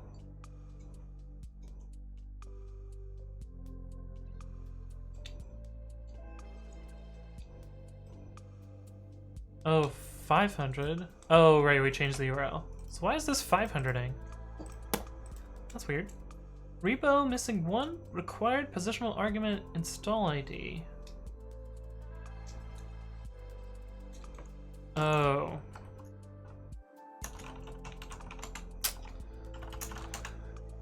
We changed this, but I forgot to change this. And we need to... yes, no, no. Fix the previous commit.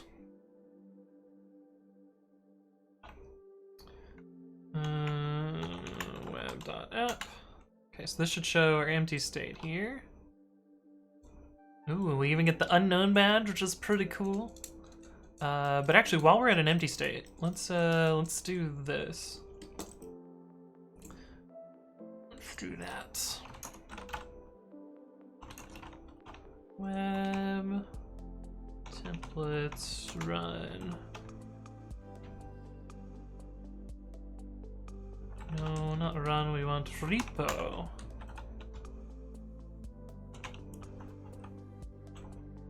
If not recent runs.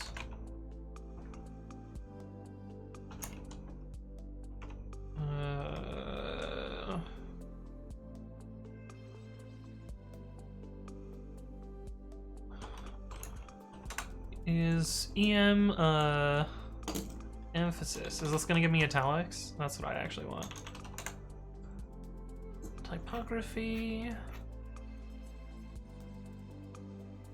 Italicized is this. Recent runs. Try pushing.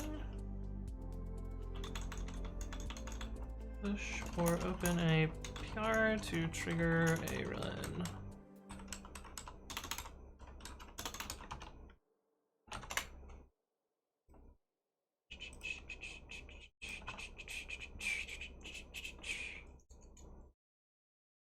The ellipsis is a little ominous. I don't like that.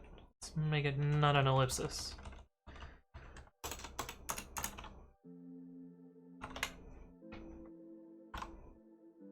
Okay, cool. That looks good. Better.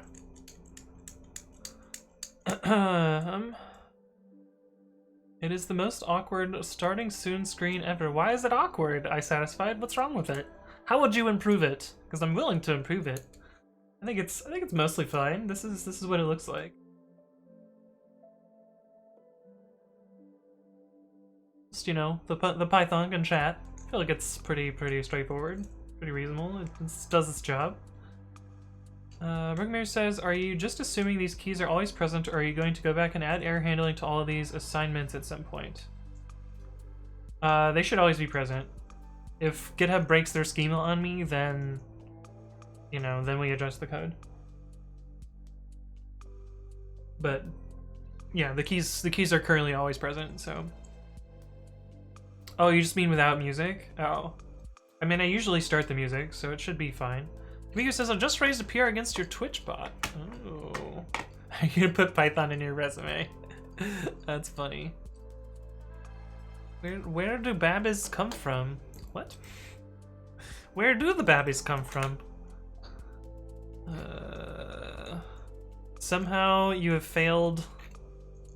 You failed pre-commit. The line is too long. What did you do? What did it do here?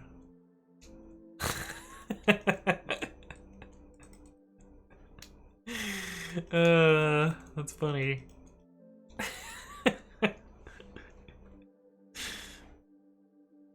I mean, the patch looks fine, but you'll have to fix the linting, Kimiko. That's funny. Hey, Michaela's here. How's it going, Michaela? Welcome back.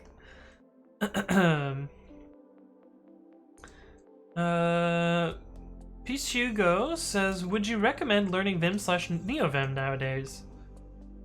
I think Vim is fine to learn. I don't use Vim myself. I use my own text editor called Babby, which is what Kanbiko was just memeing about. And you can learn more about that by doing Bang Vim or Bang Babby or any of the other editors, etc., etc. RKJ says, if only there was some sort of automatic tool that could fix up that PR, right? If only pre-commit.ci already existed. But it doesn't, so that's why we're building it.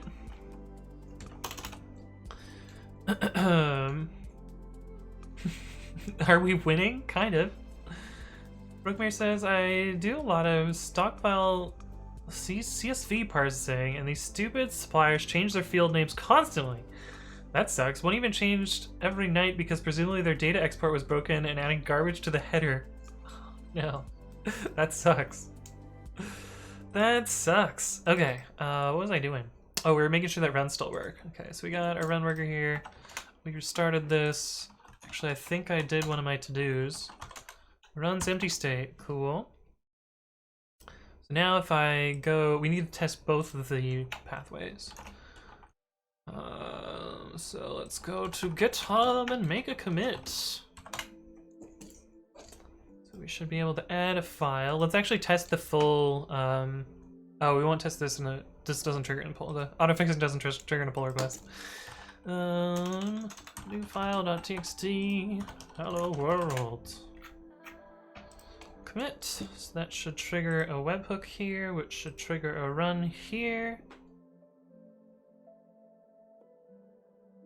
That has to do with the build because we haven't built in a while. Also, I just deleted all the build stuff as well. What's up, Zarkin? Hello, hello. Welcome to the stream. A lot of new faces today. Or at least people that don't talk and chat very often.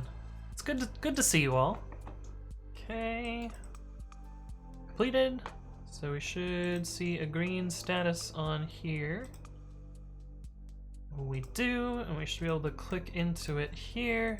And this works. Okay, this is not rendering properly, but we're about to fix that because I changed what this field is. So let's actually just put the text back there.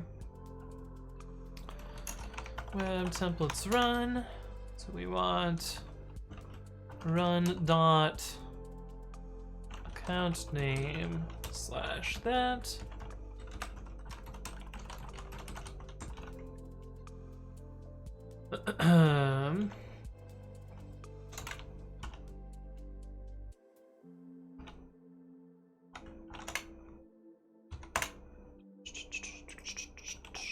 There we go. asyncify2/demo. That's good. We should actually be able to link to the install as well.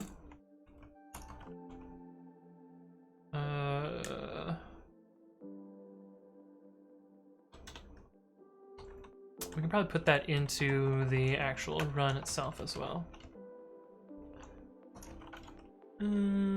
Run.install href.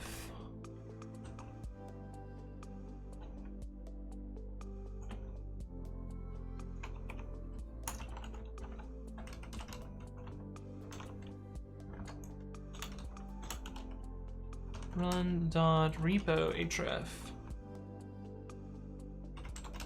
Let's put those in.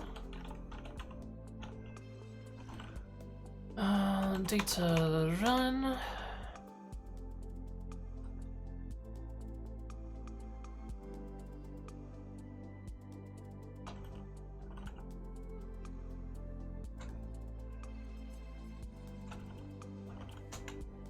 What is link href?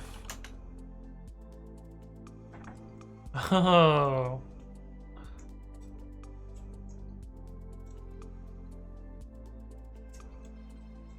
Wait, where did that come from? Oh, that's just for the reference here. I see. Okay, this is good.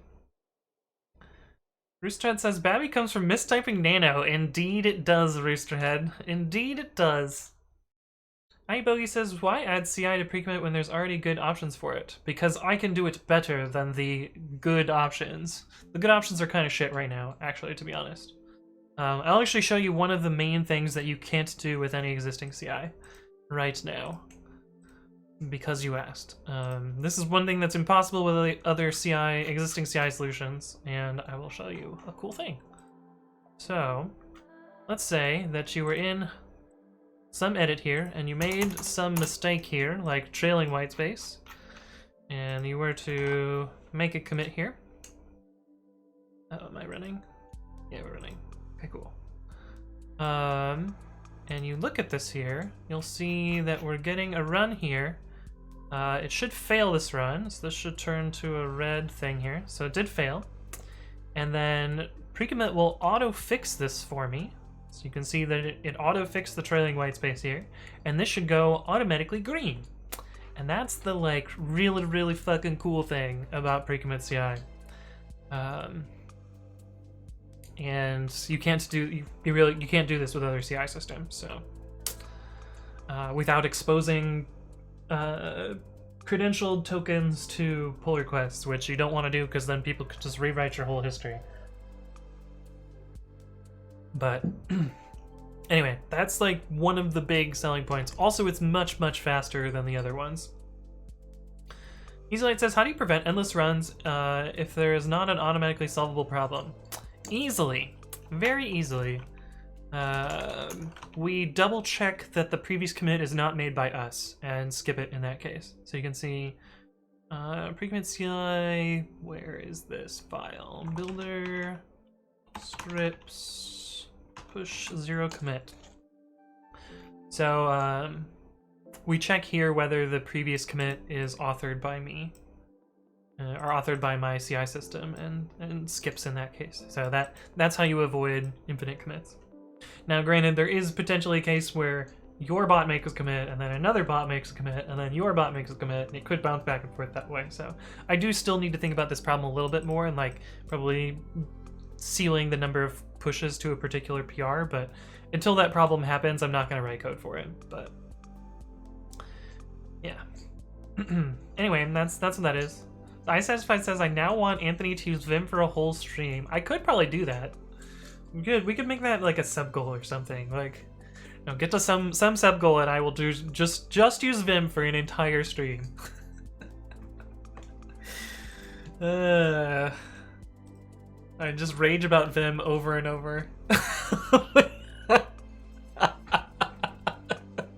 Okay, I just saw the meme that got posted in the Discord.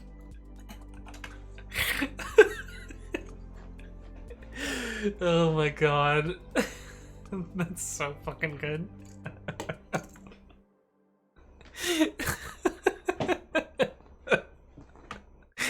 Oh shit. Oh my goodness. Anyway. iSatisfied says, give me a number. Oh, for subs? I have to think about it. I don't want you to just like drop 50 subs on my stream. That would be a very Jordan thing to do. I would kind of feel bad about it. Maybe I would do 2 streams of him at that point, but stares into the endlessness. The face that got captured here is fucking perfect too. This is so good. I mean, it's not clipped the best, but the rotoscoping could use some work, but it's pretty damn good. Kabir says 25,000 points. Yo, so many people have 25,000 points. I'd be using Vim every stream. The clipping makes it perfect. Well then ship it. Sounds good to me. Oh, my face hurts from smiling too hard. Okay, so let's proper 2 install href. Turn URL for install it equals self.install it self.service.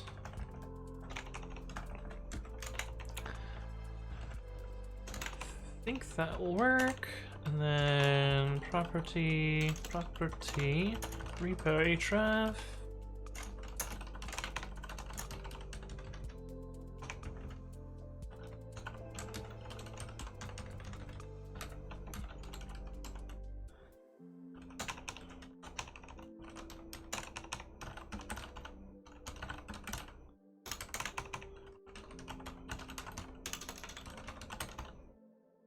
Okay, and then we gotta import Flask up here.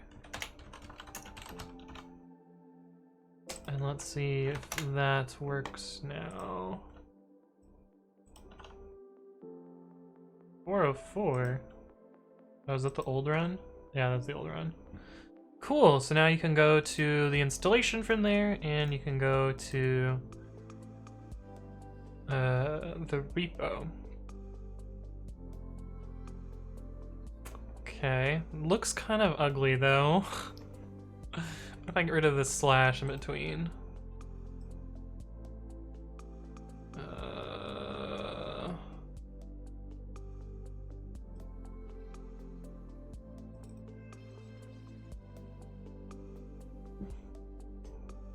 That looks even worse. What does this look like on Azure Pipelines? Oh, they don't, because they have different ways of rendering this. Oh, they do up here though. Maybe more space is what I need instead of less space.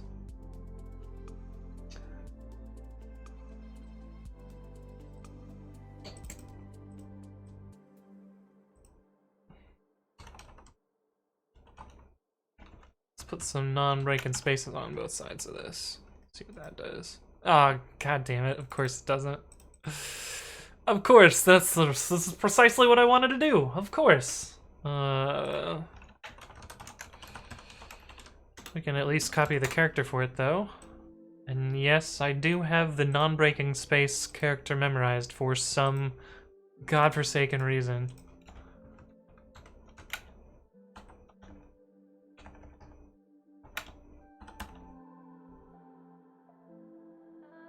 I don't think that looks better.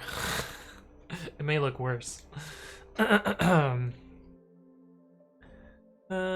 says my plan was foiled. What plan? What plan, Kamiko? Your plan to get pythons? I'm confused. Easy Light says another text would be speaks about error handling and errors out of stream.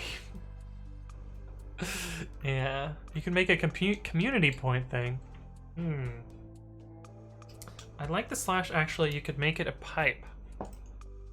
Oh, so you think this looks fine? Alright, fuck it. It looks fine. Ship it. When is the Azure stream? That's right, announcement. On Thursday, so in 5 days, we're going to be doing a sponsored stream, sponsored by Microsoft, where I'm going to be porting some portion of pre-commit.ci to run on Azure.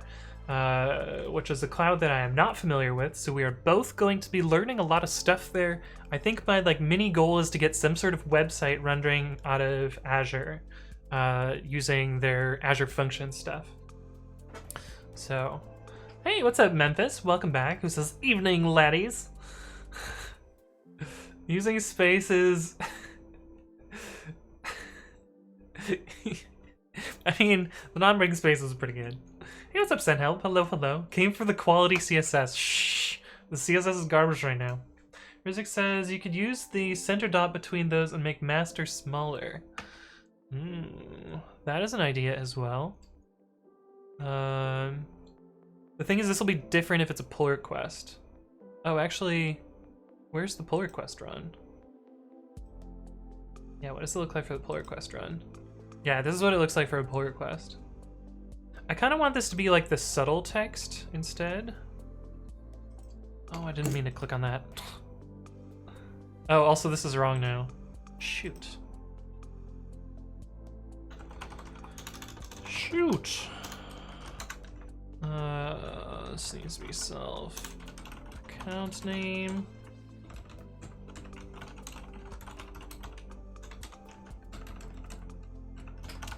It's a good thing I clicked on that, or I would have never noticed, never would have tried to click on that.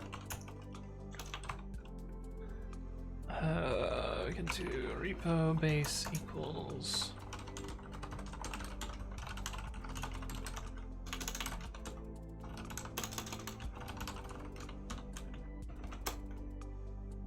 That way we don't need these no QA comments.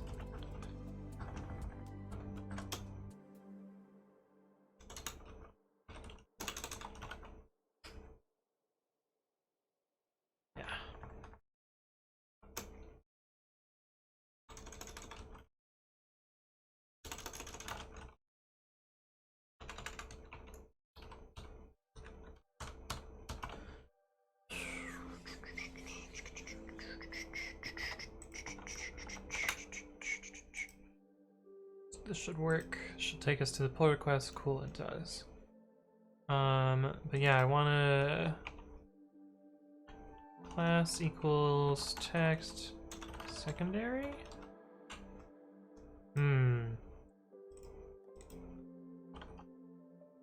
Is there a tertiary? No.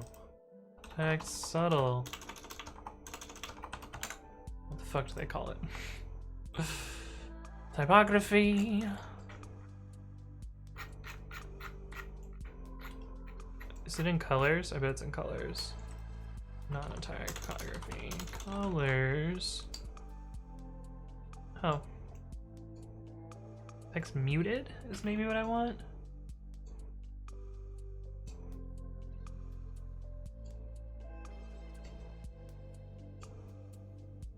Light link.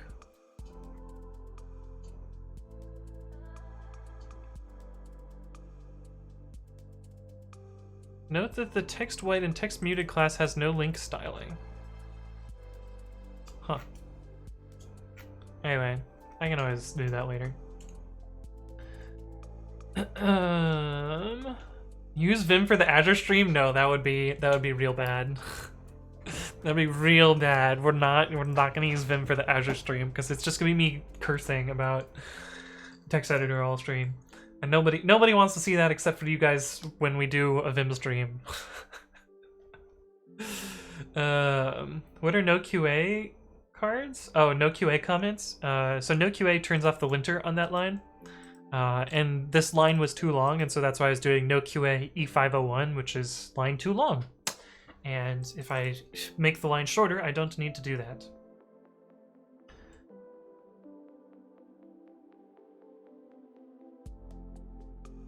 But, yes.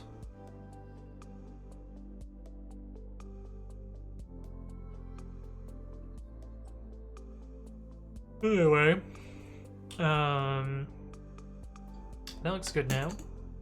And this has the backlinks now, which is what I wanted to do. This one does not have the backlinks yet, so let's put that in there. And then we'll also get some, because this is not, oh, you can also put the little icon here now too as well. Use VS Code for the Azure stream. So funny thing about this, part of the streaming agreement is that I have to use Visual Studio while streaming for them while I'm on their sponsored stream. And I was like, can I not? And like they're like, oh yeah, don't worry about that. It's fine. You can use your own text editor. So I almost thought we were gonna have to use VS Code for the Azure stream, but no, we don't have to. Notepad stream when. Zing Bretson says yes QA. I assume you're referring to my tool that I wrote called YesQA. If not, crazy coincidence, but I have written a tool called YesQA, which automatically removes no QA comments if you don't need them. But yeah, that is a thing. VS Code isn't bad though. It is. You're right. It isn't bad, but I would rather use my own text editor than VS Code. Literally his own editor. Yeah. Yeah. No, VS Code is fine. I think it's a good text editor, but I don't use VS Code. So the Brookamir says, "Here we go again with actually I have a repo." What have you not done? Says Plaga. Right?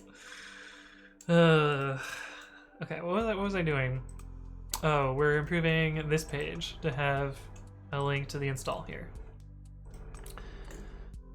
Right.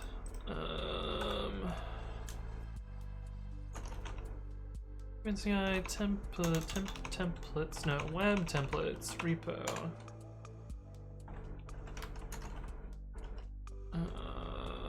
Repo.install href.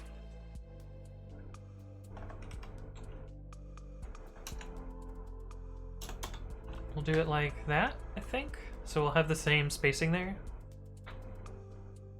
Yeah. I think that'll do. We need to make this a thing. Repo. Div install href. Turn flash.url for install. Service equals... Oh no! This model doesn't have the service on it.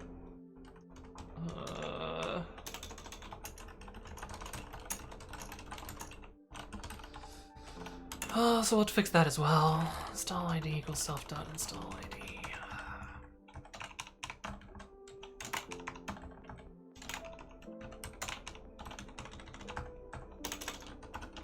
That's kind of annoying. I think the database has that. I think it's just this object here doesn't have it for some reason. Actually, yeah. It's just this model doesn't have it, I think. But we can hardcode GitHub for now. I will at some point have to unhardcode GitHub in a bunch of places. Oh, why is that link different?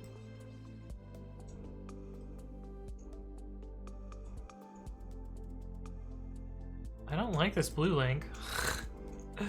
I must have done some custom CSS here. Oh, PC results header.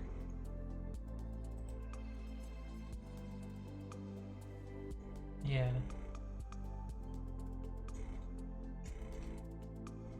Yeah, let's fix that.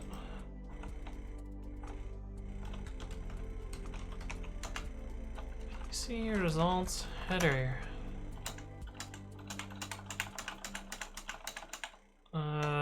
Let's actually just get rid of... Let's just... What did I just do? Oh. I'm just gonna change this to PC header. And yeah, I know I have inline CSS. I'll fix that at some point. PC results header. PC header.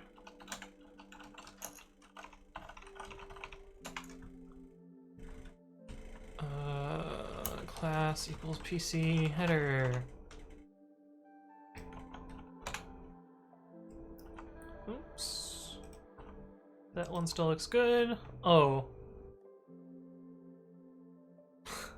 What? What?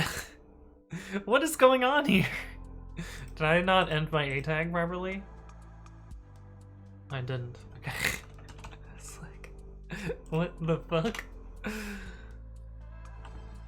Okay, that looks good now. And this goes to here.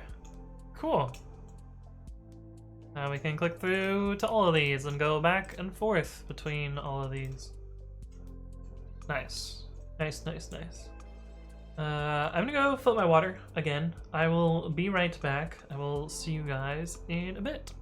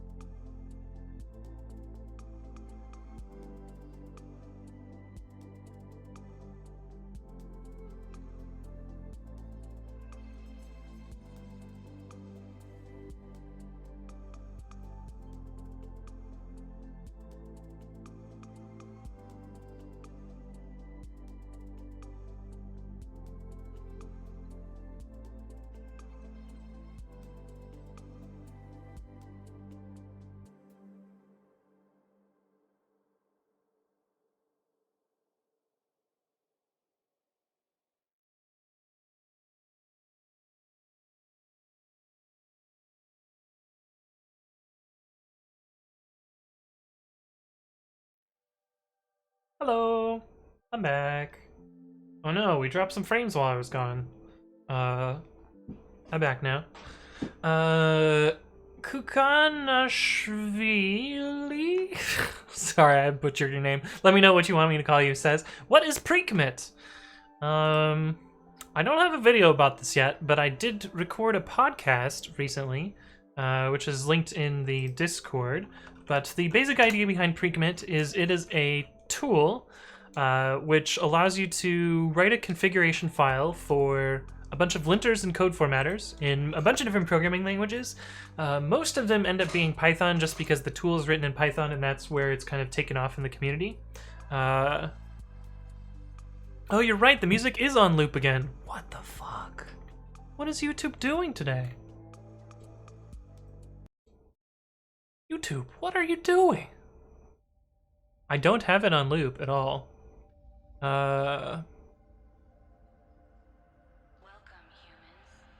I don't know what's up with that. But yeah, the basic idea is you set up a config file with tools, versions that you want to use. It can integrate with GitHooks if you want it to. The original idea was entirely for GitHooks, so that's why it's called pre-commit. It's a bit poorly named, but you know, in 2014, I had no idea quite the scope of the project or how popular it would be or any of those sort of things, and so yeah, I made a mistake with naming, and I can't really fix it now. But the magic of it is it knows how to install all of those tools and run them against files in your repository. And the installation part is kind of the big selling point in that, like, you don't need to manage any tools on your system except for pre-commit, and it will handle setting everything up for you. But yeah, that's pre-commit, and I'm working on pre-commit.ci, which is a CI system based around this tool. Broken Mirror says, wait, nobody bonked Broken Mirrors? What are you guys doing? Deserves a bonk. Deserves the bonk.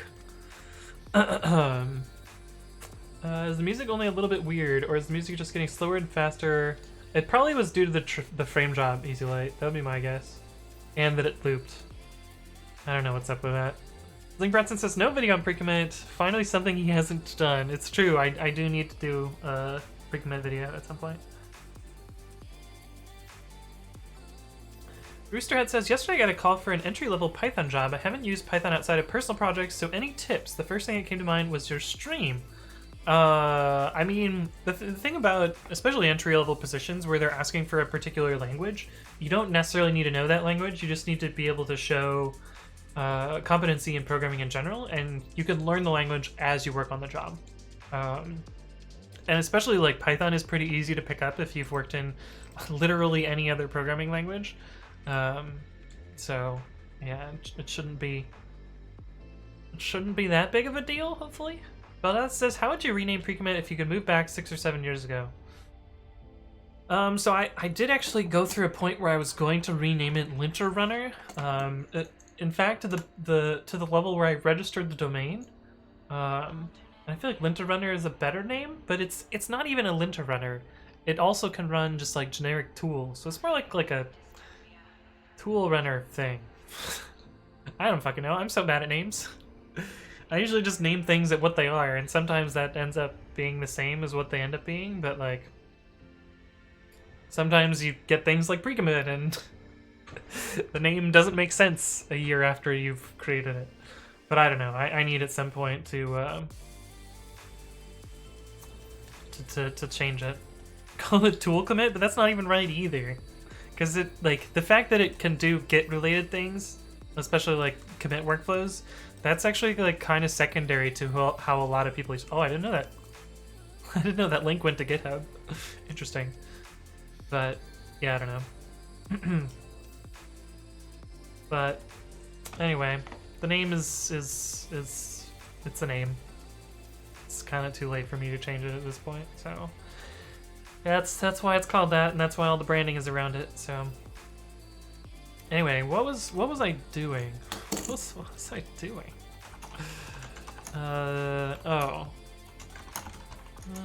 Add navigation links from runs and repos to parent pages.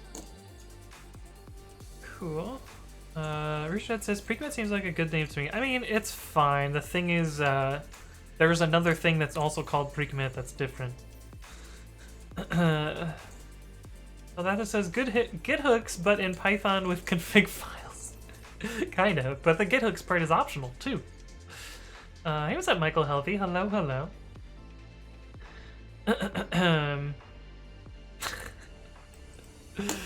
Okay, I guess that checks another thing off of the to-do. Builds. Where is it? Links back to pages. Cool. This one is easy. This one is tricky, but kind of cool to show how I'm gonna debug a race condition. I also need to implement this in like 2 different ways. Another tiny frame drop? Yeah. Kamiko says, you missed my message where I said nice things about pre-commit, but whatever, it's cool. Oh no, how did I miss your message? Oh, Kamiko says, I've been hanging out in this chat for ages now, but never actually tried out pre-commit or Babby or whatever since I'm not really a Python dev. Now that I've actually fought pre-commit, I'm really starting to like it. Good job. Setting up Python is still a pain. Go forever. That's fair, but I really like your kind words there, Kamiko. Sorry I missed it. Was that while I was away from screen? Or did I just miss it? What had I just done? Oh, I see. I started explaining something and then I jumped ahead of it. My bad. But yeah, thank you for the kind words. This one is kind of easy. How long are we into the stream? We're two and a half hours into the stream. Let's see. I think I actually need to implement some stuff for the chatbot for the sponsored stream. Would you guys be okay if I switch gears a bit and work on the chatbot for a little bit? Will that be fine? Because I gotta get this thing done before that stream starts, because I contractually obligated. Just do it? Okay, cool. We're gonna work on the chatbot then. So this is cool. We got some stuff working here. I'm gonna close all this stuff out and push. Did we do any Terraform work today? We did not. Okay, cool. Okay, so the thing that we need to create, we actually kind of need to make 2 things now that I think about it. Because I don't have a giveaway system either. Kimiko says, merge my PR then. Oh, did you fix your PR? Did you fix your PR? Kimiko, you fixed your PR.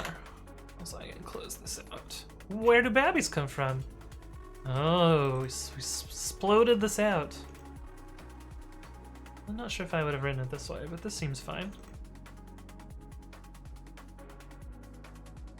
Actually, I want to see whether birds and bees.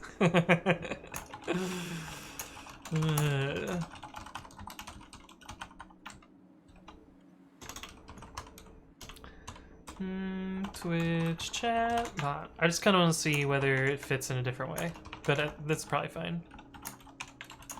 Bot plugins simple.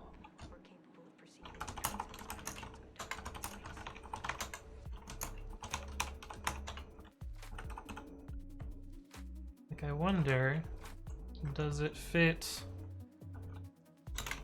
like a so?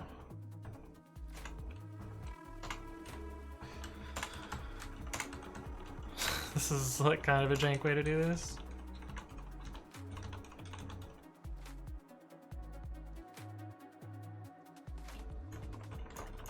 Oh, okay, it doesn't fit. Okay, cool, perfect. Then it's good. It is good. So I will give you your approval, which means you will probably get a kitty gif. Might be a doggo or a Pikachu though. Oh, you got the doggo this time. Ship it! Oh, that's how pre-commit wrote it. Nice, perfect. Chatbot more interesting than pre-commit. Okay, well. Anyway. You got a doggo. You got creepy sheepy. Yeah. Nice. And let me get pull rebase. Pull fast forward only.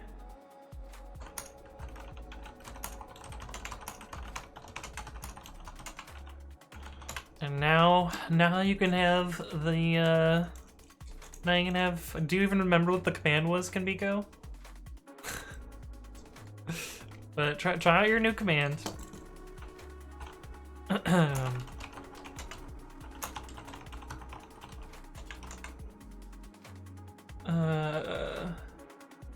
Are you a fan of dog-likes, turn-based games where you walk around and pet doggies? It does work. Where do babbies come from? Where do babbies come from?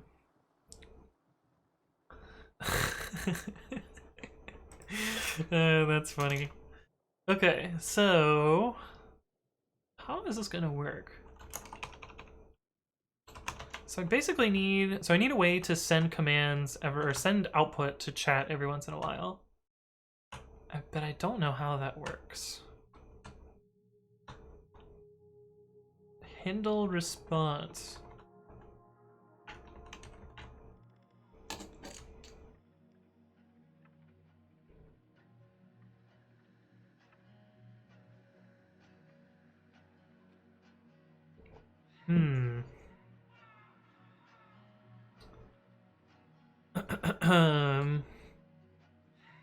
Also, I kind of want to rewrite my bot. Because something that's really awkward right now, and this is just due to me not knowing how to async IO. Where's an example? Today. So what's kind of awkward right now is the actual bot commands are normal functions, and then they return an object which has a callable. But I think this would be better if this just took the this was just async def, and this just took the config object.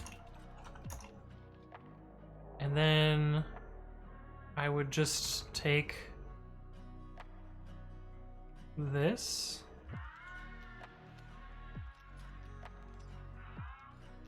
And then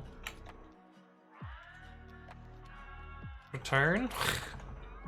Like, this seems way simpler than the crazy garbage that I have right now.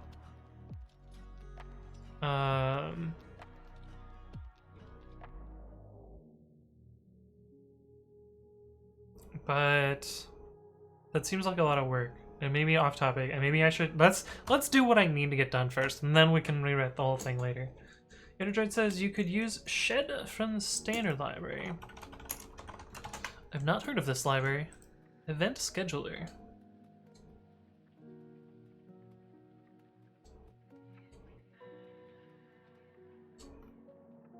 I don't think this uses async IO though, does it? I'm pretty sure this just makes a thread, background thread.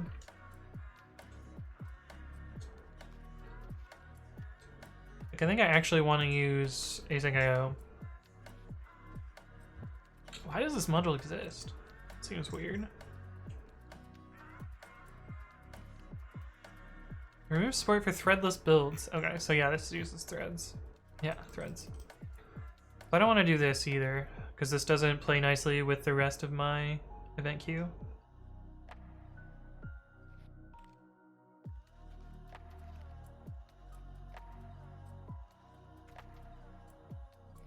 That's cool.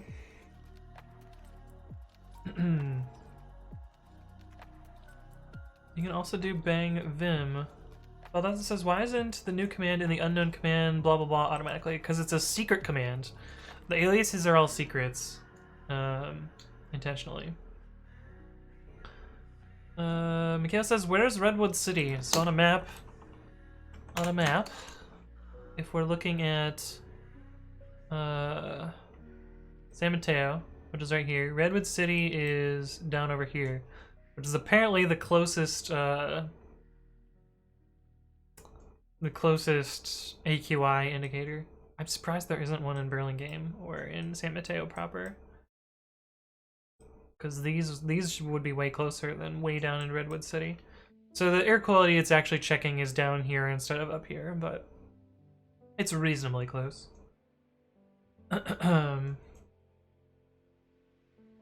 Hey, what's up, Sarcastic Dante? Hello, hello. Can you store a lawnmower in your shed? RKJ says, hello, ADHD. It's true, it's true. Oh, we did drop more frames. No, not the frame drops. Not the frame drops. Nick just says, I heard you like regex. I do kind of like regex. I like regex-ish. Speaker says, if I remember correctly, a precursor to babbies are an orchestration of curses. Yeah, that's good. That's good. It's true. It's true. Also, welcome back, Nick Shift. Good to see you. Way down in Redwood City, where the red is wood and the girls are city. What? I see you're fighting about the MOTD there. Oh, that's RX. Yeah. You gotta spend channel points for it. Okay, so I think shed is not what I want. I think I want asyncify.sleep. Somehow.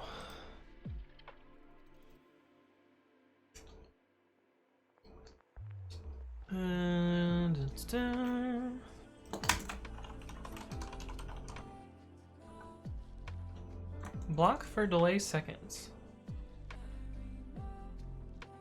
Spinning the current task.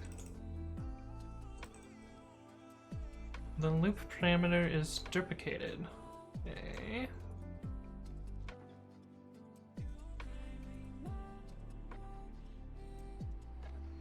If result is provided, it will be returned to the... Oh, that's kind of cool.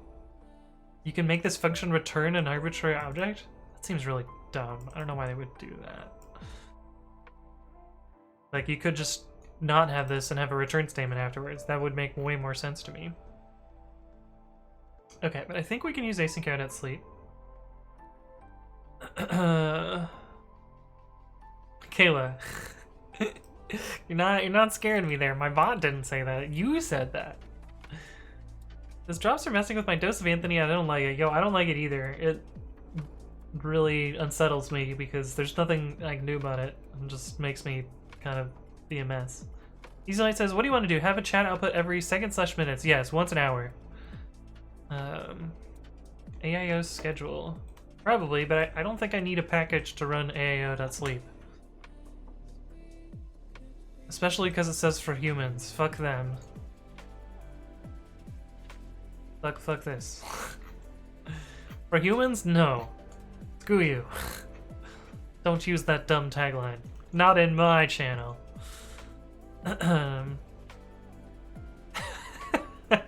Yo, that's a good set of emotes. I'm satisfied. Whose channel is that? Class Ho. Yeah. But where is the actual part where it does writes? Printed output. Here we go.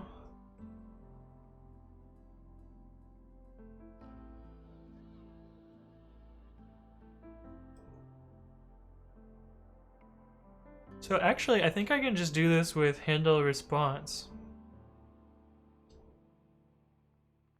Right?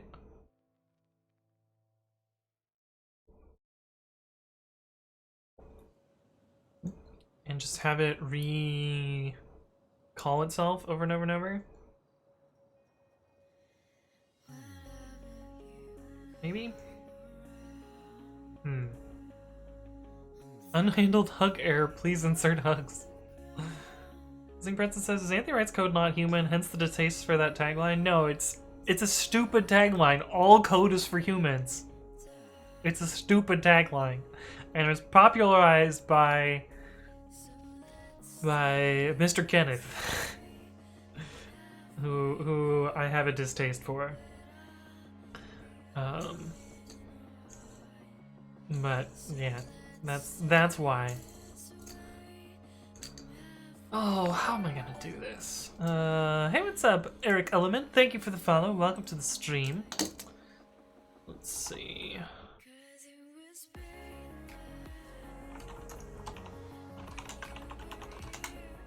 Amen.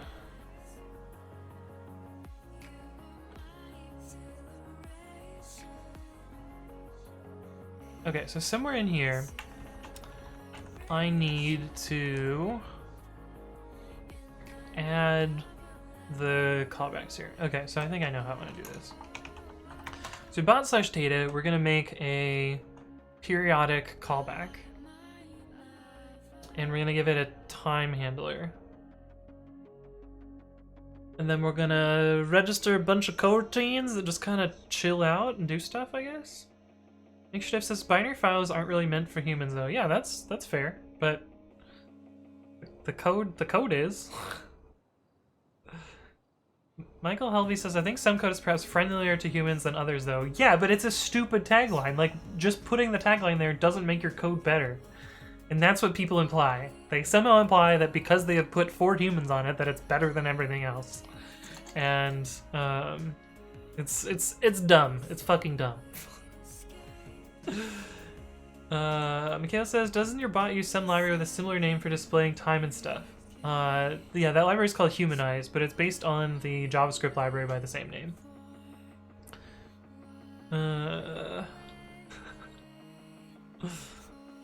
It's like saying water is 0 carbs. All of my code is implicitly not for humans.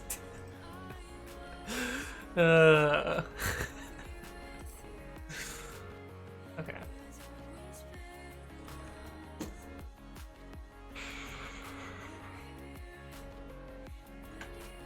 Periodic handlers.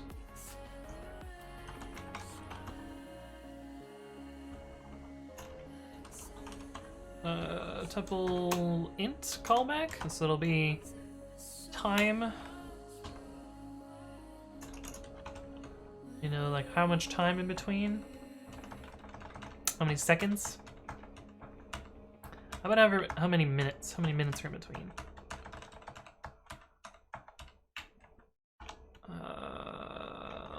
Why is this indented weird? Channel points handler. Oh, we gotta do the same thing here. Cool. Add alias. Periodic handler. This will take minutes as int. We'll make it keyword only. And this will turn a callable, which takes a callback and returns a callback. Periodic handlers. This is a decorator factory. This is the actual decorator.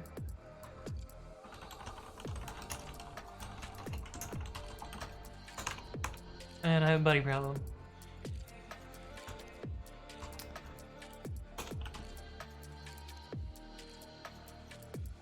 And this will do periodic handlers dot append func minutes comma func and then return func, return periodic handler decorator.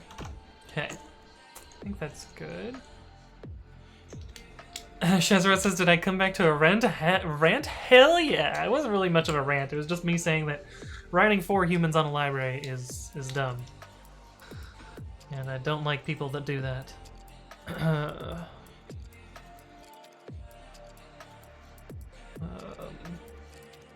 Valnatha says, just seen some old GitHub drama on pipev. Mikhail says, I've heard of Perl being called write-only code. Yeah, it's kind of hard to maintain. So iSatisfied says, if I agree, I mean, but if I disagree, I risk being a simp, so I'll say, you are what you want to be, Michaela. Michaela says, I'd love to help someday. Like, I'll be Googling at stuff and looking at docs to see if I can help Anthony, but he gets stuck on stuff, but I don't know. Yeah. I mean, chat helps me a lot. I feel like you've helped me at least one time, Michaela, because you're here in, like, every single stream. Okay. How do I want to do this?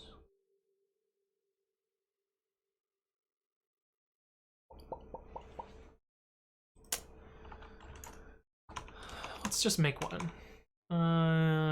Periodic hello world. Gunbot.data import periodic handler. Periodic handler minutes equals 1. Hello world.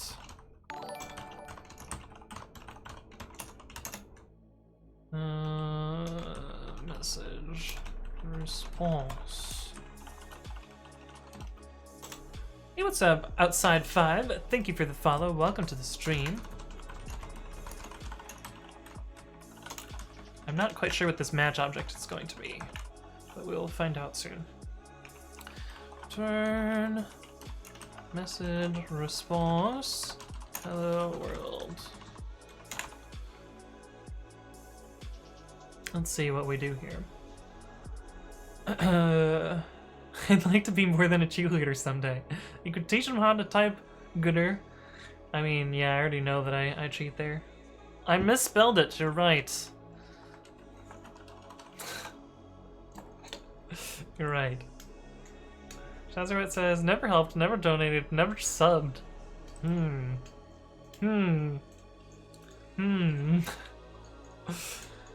Asyncify says he's too advanced at Python for me to ever help unless I choose to learn more. I mean, you guys help me with typos all the time.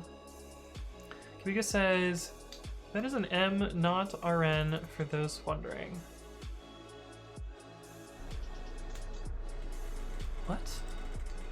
What are the words? What are you saying? Hey, what's up, Night Bass? Or is it Night Base? Thank you for the follow. Welcome to the stream. I hope that you're a fish. That's what I'm actually open there.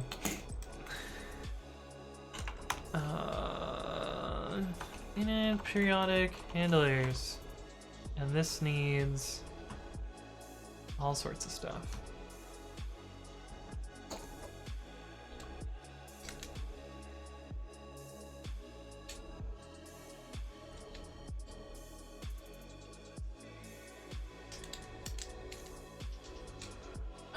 Because I need it to call this handle response somehow.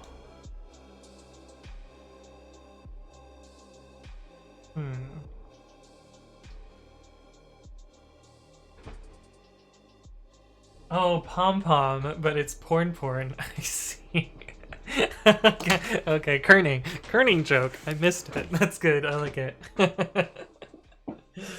Oh, Shazarwood's gotta go. Well, thanks for stopping by.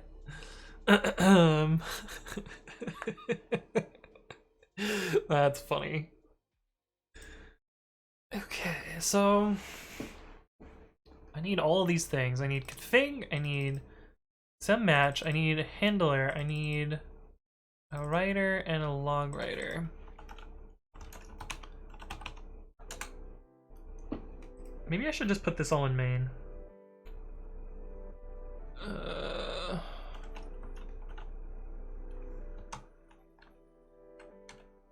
What do we need? Config. We don't have match. We're gonna make a fake match. We don't need writer.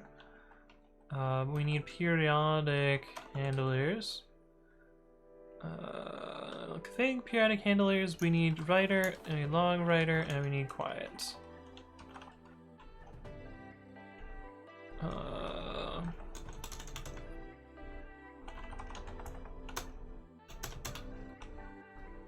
Yeah, we'll do that.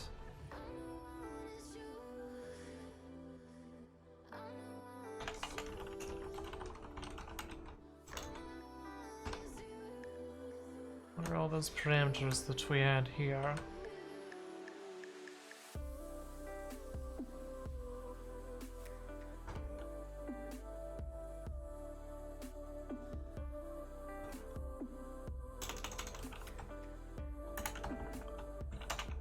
Config, which is a config.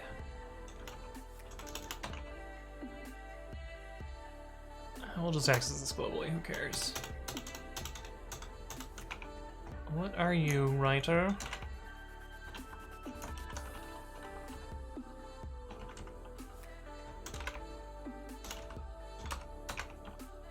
You're a bool. You're a big bully!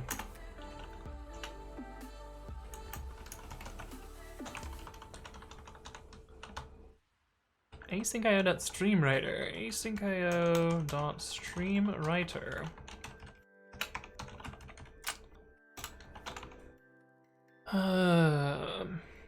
Kamiko says, my first job had a rule that said that poorly kerned text should not cause confusion, so POM was not allowed. We wrote Maven projects in Java, and the Maven file was called pom.xml.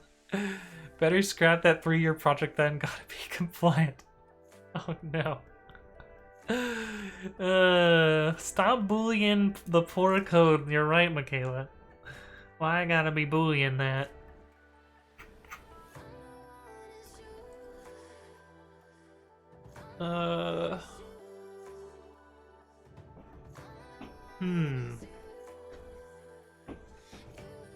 Okay, so for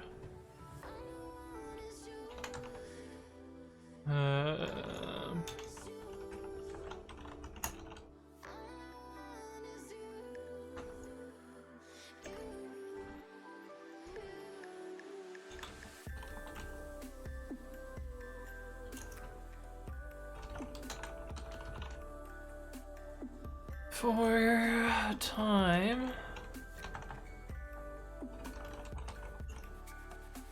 for minutes func in periodic handlers,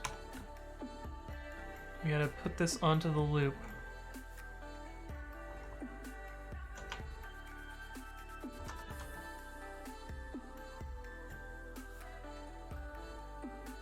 Loop dot, was it add task?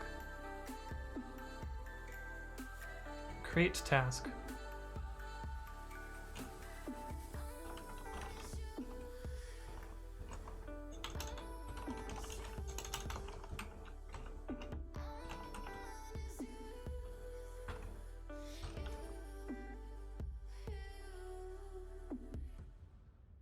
Oh, how do we not make this... How do we make this not recursive?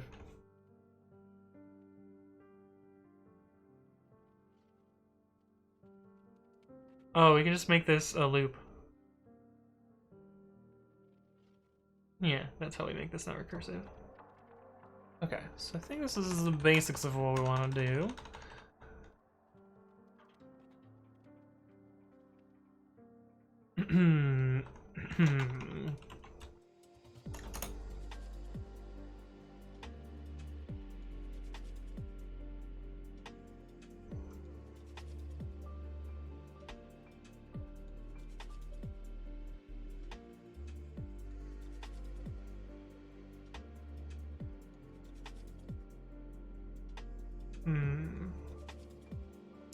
We can make a fake match in here. Let's just make it done for now. We'll fix the typer in a bit. Stop bullying pipe else. That's good. Brickmayer says invalid syntax. Oh god, he's gonna read this and be confused. No. Kabiko's stuff is invalid syntax. No, I got you. We good, Brickmayers.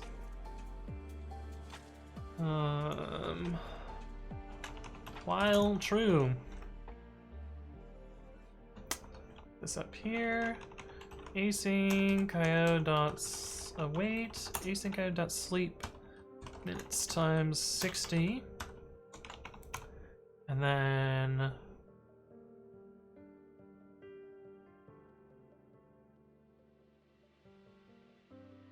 then what? Await handle response, which takes config, fake match, func, writer, log writer, and quiet equals quiet. That might be it. This might be way simpler than I thought it was.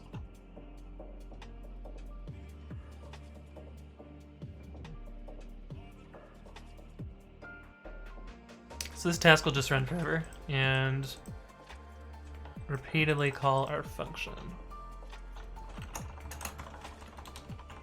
Might I should complain about that thing being none. Oh, we also need to... Okay, complete is about a little bit more than that. 186. Quiet is...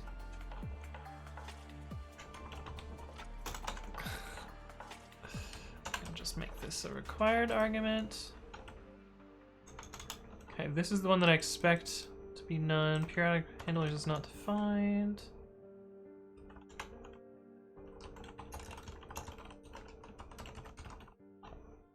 Okay.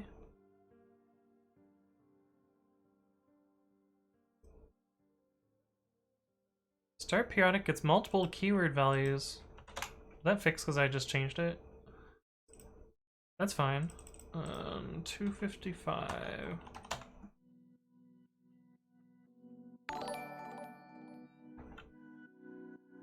Oh, yeah, because I ballsed that up. Hey, what's up, Talus Savant? Thank you for the follow. Welcome to the stream. Okay, that is the one expected failure that we get.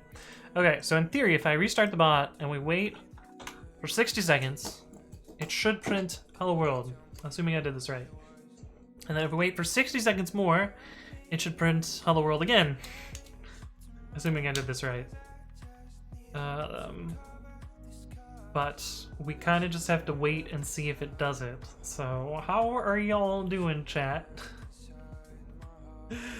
Boomer says, now that's a headline. An Alaska dentist who extracted a patient's tooth on hoverboard sentenced to 12 years in jail. What? The tooth fairy is a confirmed Zoomer. Oh yeah, hello world. You're right, Kamiko. Not hello world. So in theory, in less than a minute, it should show up. Oh, I should have done it in seconds instead of minutes, but alas, this is the way things go.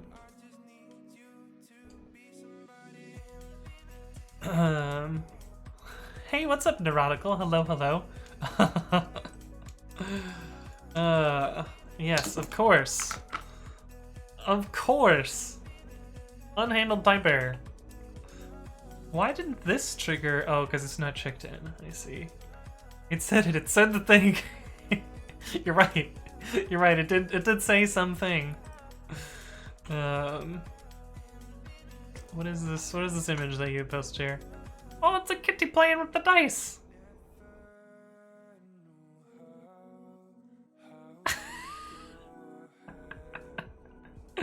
That's adorbs. Okay, I know what I did wrong.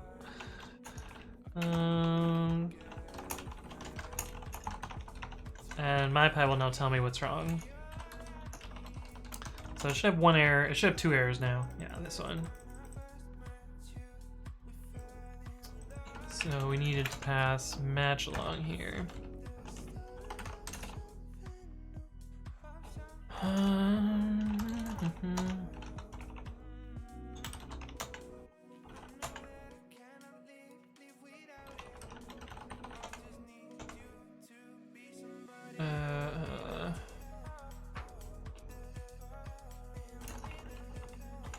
I'm gonna make a function here that is get fake match.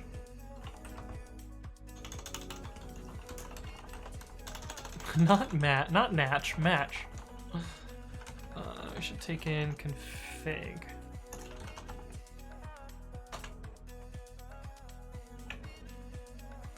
What did I call message here? Oh, we don't need that. Match equals message re.match line.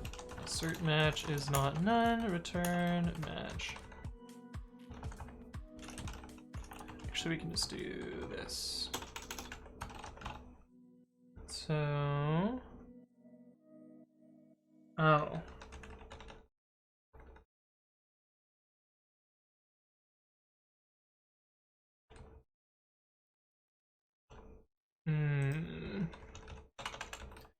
Let's do it instead. Get fake message. And then we'll do this.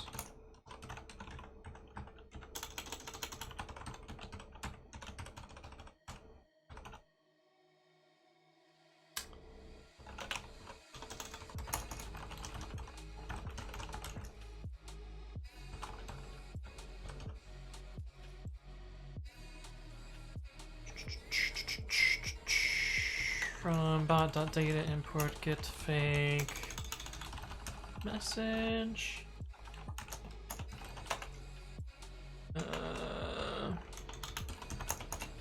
Line equals get fake message. Dummy message. Fake match equals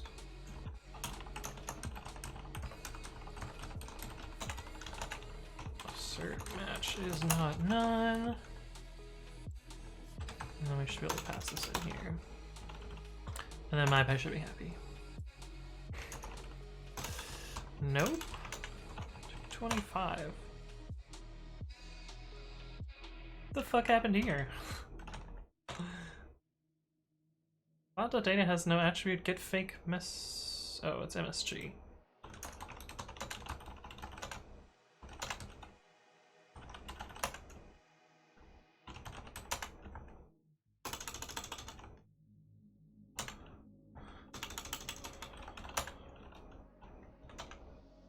Message match is not defined. It should be message RE. Cool. Bot dead. Oh, you're right. I canceled the bot because of problems.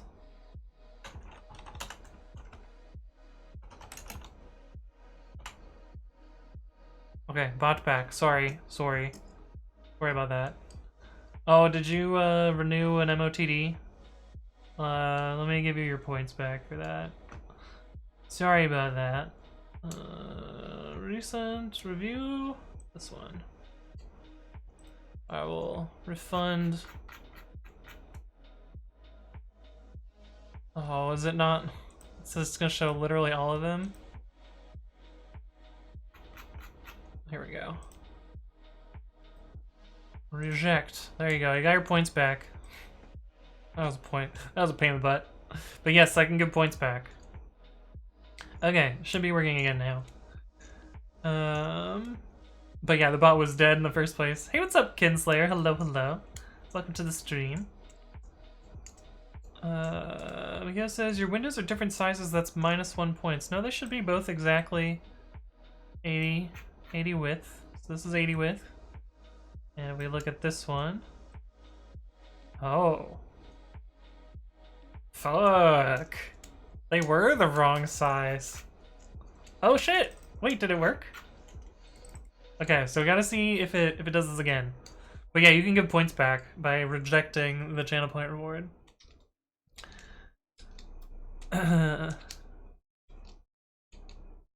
Wait, did I miss a message from Kinslayer? What happened? What? Zuli, do the thing! The height is also off? Yeah, the height is off because the tabs cause it to have different heights. So if there's no tabs open, the window is shorter, but if there are 2 or more tabs, it has this height. So yeah, the height was actually fine, it's just I didn't have multiple tabs open. It's dumb, I agree. I agree, Michaela. Hey, it did it again! Okay, I think it's working now. I think we have periodic messages working. Which is hype, indeed, which is hype. And so now let's try and rewrite everything from scratch. But plugins, periodic, hello world. Because we don't need that file. Get add issue, get commit dash m, and periodic output commands. I don't really have any. Oh, he's Kinslayer and I'm Kinbiko. I see. Oh, that's funny. What did you change here? Oh.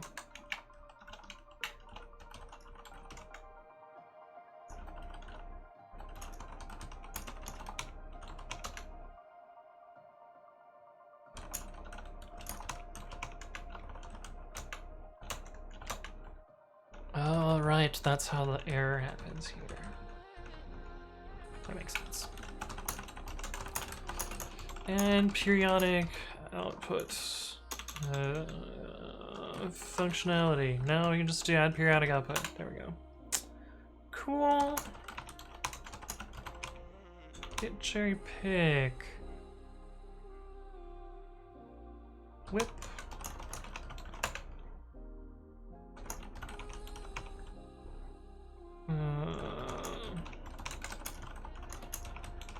Okay. We gotta stop it from doing hello world over and over and over. But we know it's working. We know it's working. That's good. Pooled says, do you have any experience with Solidity for smart contracts? Is Solidity the JavaScript framework for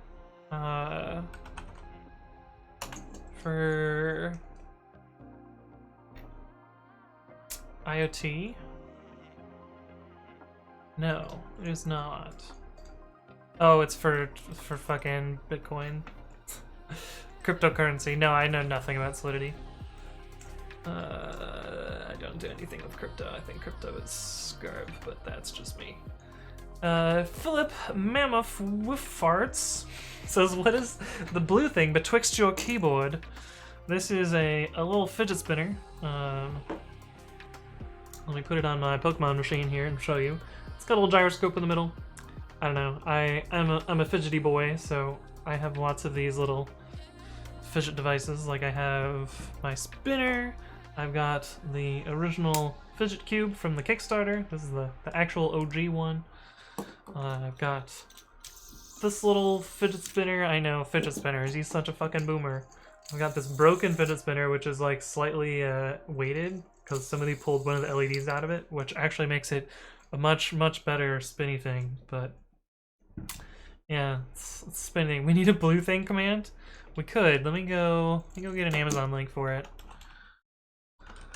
I know I've posted this link before. Let's see. Blue spinning fidget toy thing.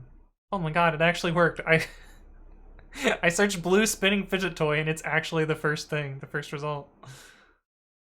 It's actually kind of crazy time. Okay, and then get text link. Make sure this works. Okay. We'll make a command for that. But plugin's simple little blue thing is a fidget toy.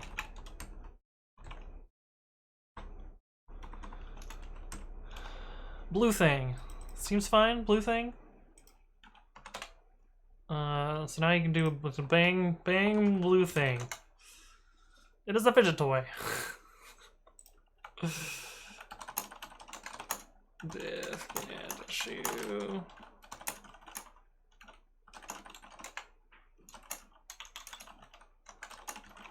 Can I just check out master? We can. Okay, good. And blue thing command. Bang blue balls. Alright. Alright. Alright.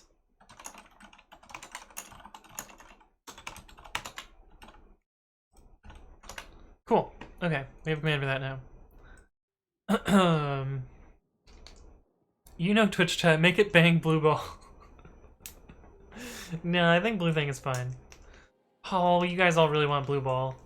We can make blue ball an alias.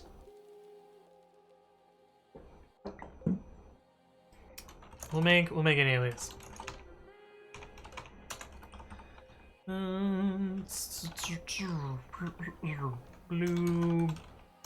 Blue thing.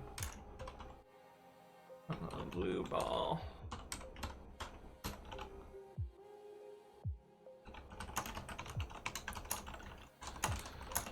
Make blue ball an alias to blue thing.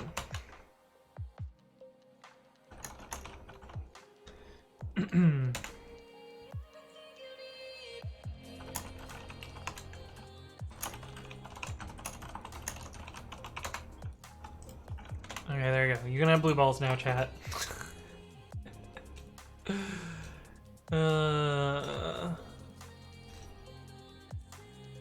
Philip says, how are you gonna be second in your own chat? So the bot is second, it's not me. I'm 7th in my chat, which is actually kind of amazing. She did that as a joke, but you're actually adding it. So Kabiko was the first one that said blue ball. It wasn't Michaela, so I felt like it was kind of fine. Zingbretza says, would the bot respond to itself if I send out a bang command? You can try it. I already know the answer, but I'll let you play with it. Clockwork says, bang blue ball. There you go. There you go, you happy? Kinslayer says, I got dark mode installed on my new IDE. All is right with the world again. Which IDE are you using, Kinslayer? Necklace says I tuned back into the stream and this is what I hear. That's funny. Okay. I'm gonna see how much work it is to rewrite things as async instead of not async. Let's see what happens there. Hey, Clockwork, thank you for following and subscribing with Twitch Prime. Really appreciate the subscription there, and welcome to the stream. Hopefully your day is going well. Appreciate your contribution there. NetBeans. I have not heard of NetBeans in a while. This just makes me think of Blackballed by The Offspring. I'm not sure I'm familiar with that song. I am familiar with The Offspring. I really like their music. And Blakey says, hey Anthony, do you use anything for import sorting? I was using iSort, but I've been having issues with Flake8 iSort. I found the Flake8 import order package, but I'm trying to find something to put in a pre-commit hook. You've activated my trap card. Yes, I do have an import sorter. It is called Reorder Python Imports, and oh, I also have a video about this. Explains sort your imports. Is that the right? Yes. So I wrote an import sorter called Reorder Python Imports, and the benefit to it is that it does not have options. it just works. But I also talk about some of the mentality behind why it's sorted in that way in the YouTube video, so you can check that out as well. But yes, I use this sorter. I don't use iSort myself.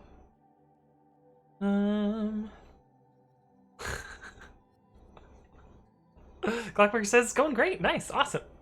NetBeans is still alive, right? Right? Kinslayer says, or asyncify says, Kinslayer, another Java user. List of current video ideas from Anthony. If you do... Oh, actually, I don't think I have a link to that, do I? It only shows up when I do a video idea.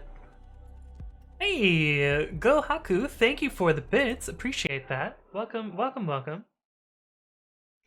And Blakey says, thanks Anthony, I've been stealing your configs to fix my projects. Nice.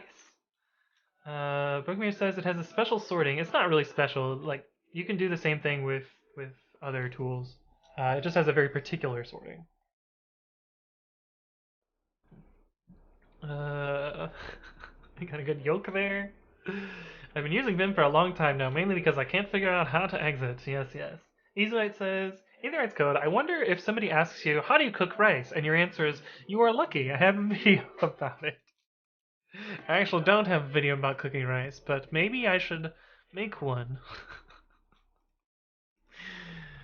Cooking rice is no joke, yeah. Okay, what was the other thing I wanted to do? Oh, we wanted to do this more async friendly.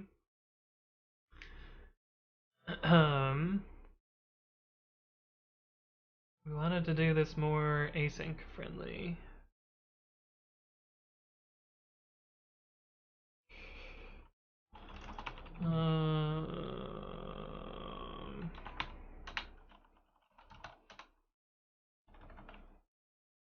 Optional stir. Is there an async callable type? Maybe that's why I didn't do this. Async callable.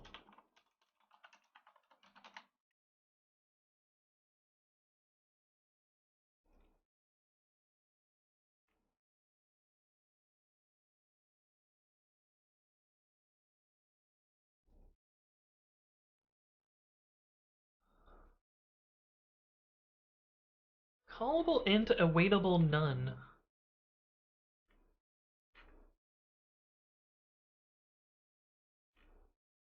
That's really wacky. From a newbie point of view, it seems like coroutine was added as a shorthand way to declare this, but I can't figure out how to use it. Awaitable instead of coroutine.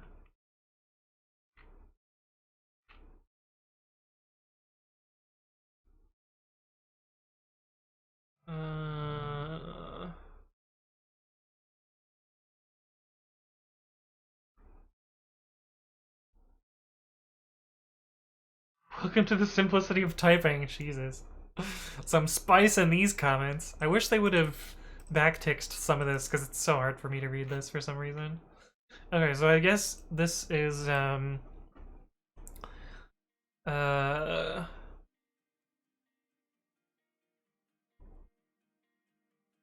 this should instead be callable config match stir awaitable optional stir.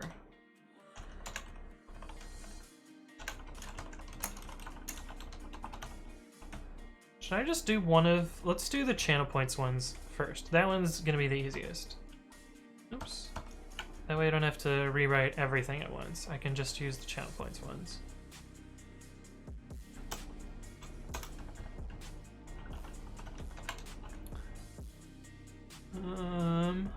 Oh my goodness, wait, I'm so far behind. The funny thing about the rice cooking thing is, I actually do have a repo for on GitHub for recipes, so it's actually not that far off from being something I would have done. Philip says, strain your rice or Uncle Roger will rise from the grave for Halloween. Baldata says, so actually I wrote a repo about it. I mean, yeah. Uncle Roger will be very angry. I see. Hey, what's up, Fluffy Bunny? Hello, hello, welcome back. Blanky says, let's see if I can start a war. Why Google and not DuckDuckGo with bangs? I don't really like DuckDuckGo, so I just use Google. I know it's like stealing my data and whatever, but you know what? Whatever. Frames are dropped. Oh no, not more of the frames. Yeah, we've dropped a ton of frames this stream. I'm gonna put a thing into my ISP again. Philip says, hey Anthony, how do you feel about the walrus operator in Python? I know some people don't like it. Philip. I feel as though you have not been to the stream before, but I must show you something. I wrote a linter for the walrus operator called Flake8 Walrus, and it has one code. It has one code. That's how I feel about Walrus. I find that it's mostly unnecessary and make code a lot harder to read. Imblegi says, just so I know, what motivated all these changes that you're doing? Was this long coming? I think it was just because I didn't really know what I was doing with asyncify when I first made this, and so I kind of want to fix it now.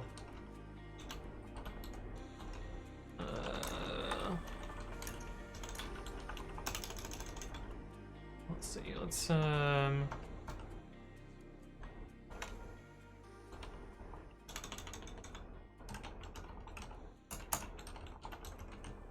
but now, you know, this seems like I'm already working on this, so why not continue working on it? Waitable, optional, stir.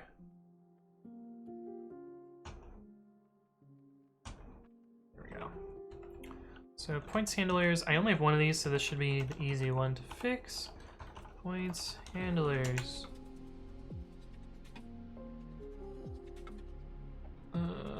Async callback to async callback. And this line's gonna be too long, but we'll eventually fix it. Async callback, async callback. Bot plugins, motd. So this will be instead async def set motd, and we will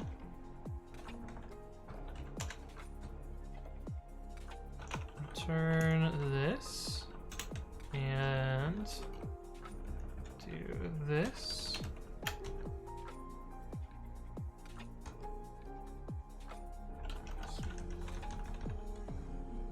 And I think I can just inline this because there's no reason this is a function, right? Yeah.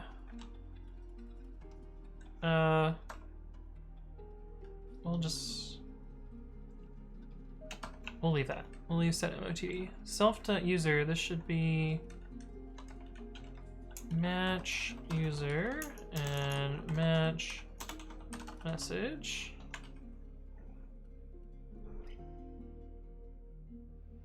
Oh, we need a way to make this not so ugly, I think. That might be why I did this.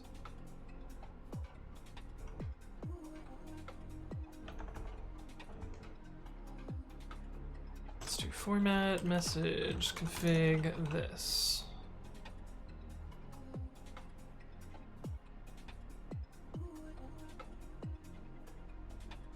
I don't like that at all.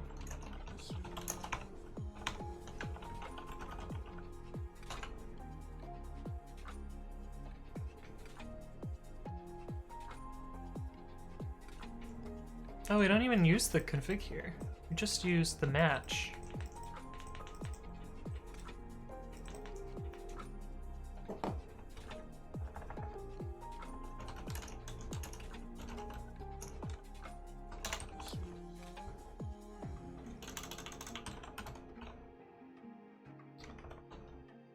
From bot.data import format message.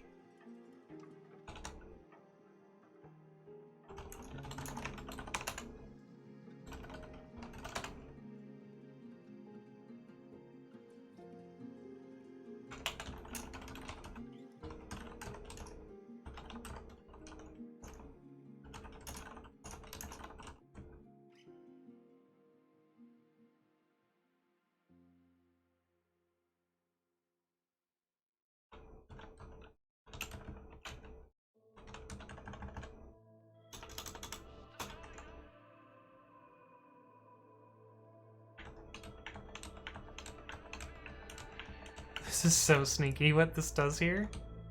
I kind of like it though. Yeah, message self.match self.message format.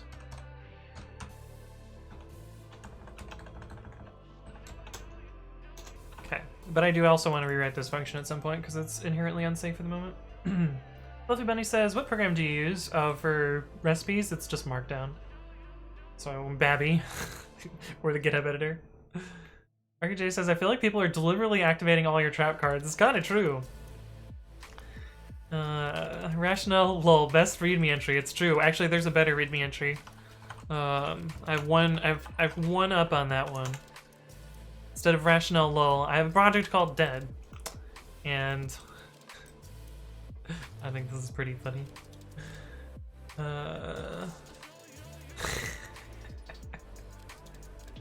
The Kirby operator. Ruby doesn't have a or Java doesn't. Sorry, Python doesn't have a spatial operator. Ruby does. Dude has a deck full of trap cards. It's true, Philip. Hey, what's up, Metalstorm? Hello, hello. Welcome back. Good to see you. I feel like you don't get to catch that many streams, but I'm glad you're here today. Oh, I've got a buddy problem. How do I have a buddy problem? Also, this song is real whack. Oh, here we go.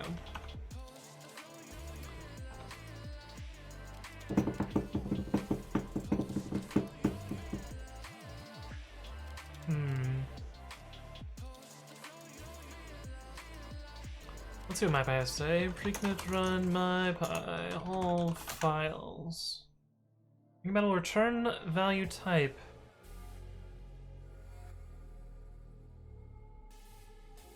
Email return type got tuple callable config match.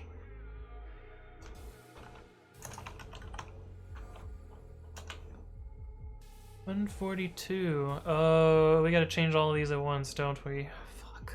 That's annoying. That is annoying. Well, let's change all of them. I guess that'll tell me whether this is a good idea or not. Oh, this is gonna take forever. This is gonna take actually forever. Well, let's just start, I guess. Async def. Config to stir.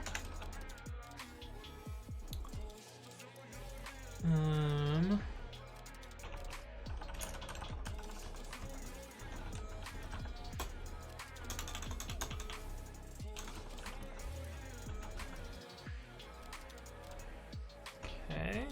Otherwise we call AQI response here, which we can just move this code down here.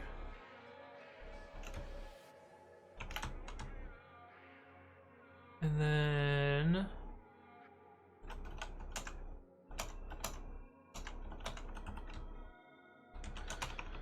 return format message map, and then this boy.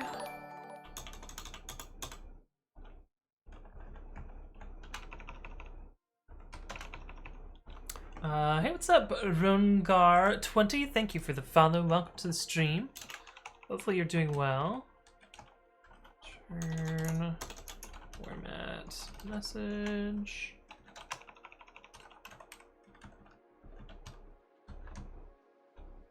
That looks good.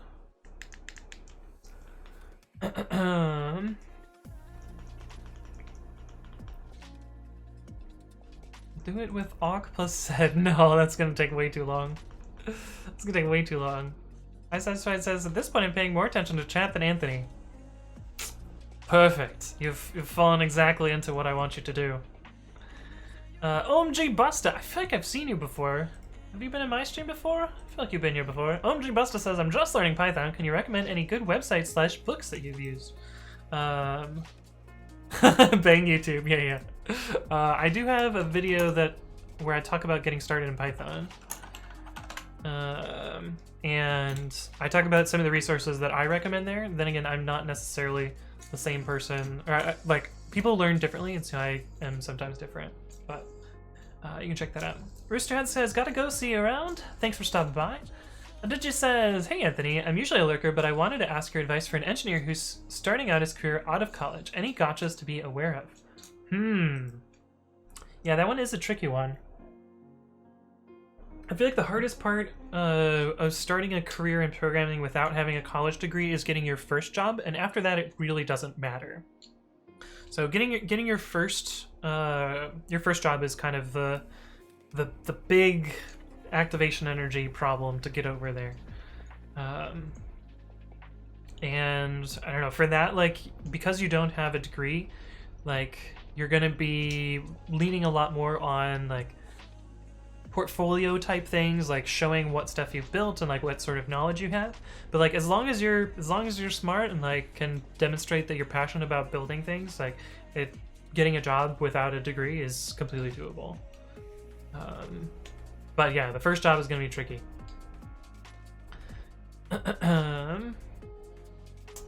Metalstorm says python.org is a good resource. I mean,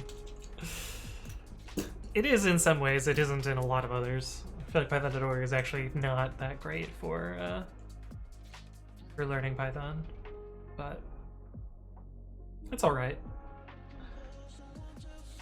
iSatisfy says, I want to get some coding done today, but the stream is very distracting. So far, I've gotten VS Code open. Nice.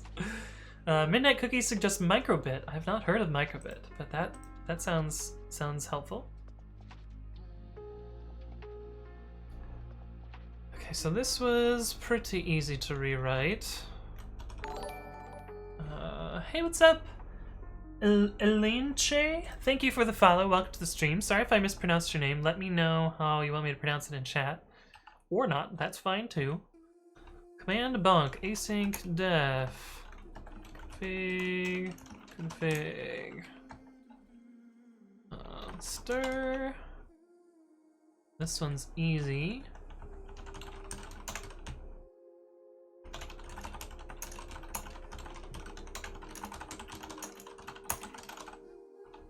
That one's easy.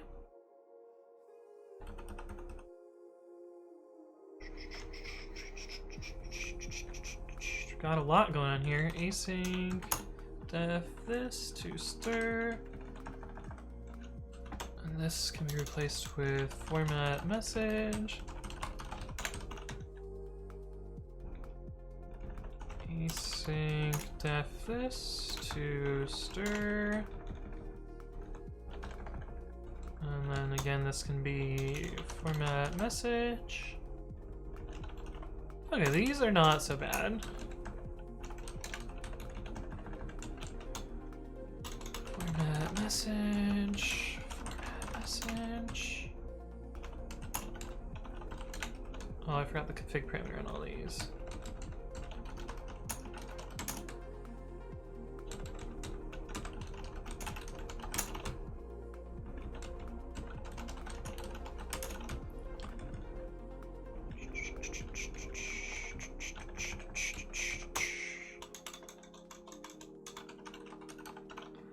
Midnight Cookie says, I've been using Microbit to teach my mom to code. Oh, cool. Just call you Ellie? Awesome. Sounds great. How do you pronounce your last name? I pronounce it Sotili. I know it's wrong. The more proper Italian pronunciation is Sotile, with the hand motion. Very, very important. But yeah, it gets mispronounced a lot.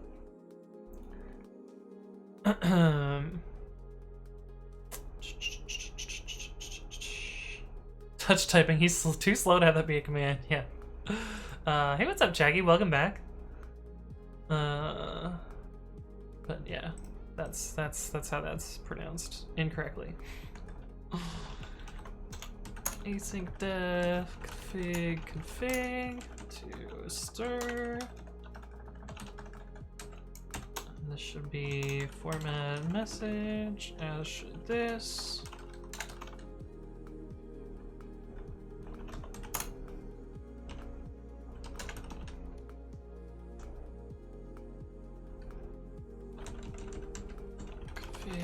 Config.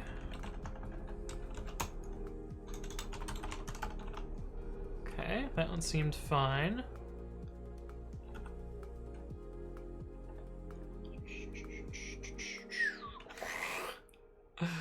This one's kind of wild.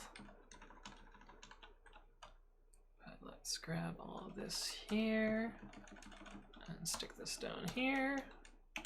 We should be able to dedent by 1 and async def and then config to stir. Should be able to delete this here. And then we gotta find all of the places where it's self. I think that's message username. User.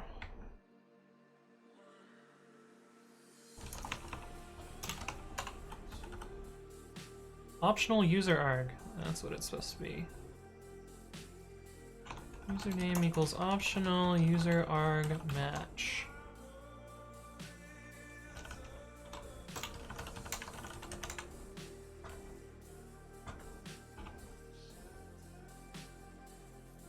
Okay. Return format message match and then this.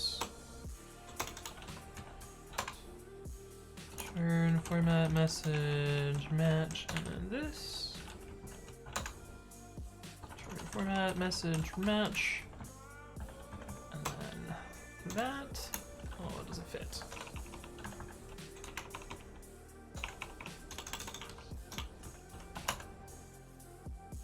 One more. Return format message match and that. Hey, that one wasn't so bad either. Message is definitely required, yeah. Yuka-kun says, an exceptional job application helps for your first job. Be different, don't write a Word/PDF document in the usual format. An individual made software for the target company like interactive website makes a good impression. Yeah, but it can also spend a lot of time, you know? Bernard Day says, I for sure did not, 100% absolutely did not stream learning Angular today. 100% Python stream, am a very good boy. How was Angular, Bernard J? And Blakey says, how could I get rope to work? VS Code always wants him to use it, but it always fails at some point when I ask it to rename a class. Any better alternative? I think refactoring in Python is really tricky. I usually do manual refactors myself. I've heard good things about rope, but it also falls behind very quickly due to the way that it's implemented. But yeah.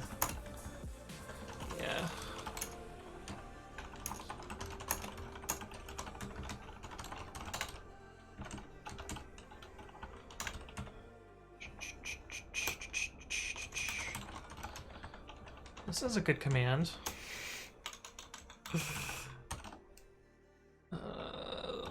was pretty easy.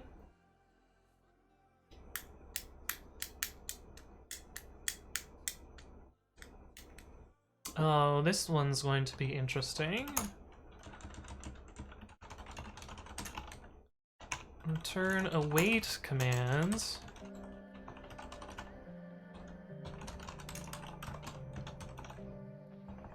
Commands.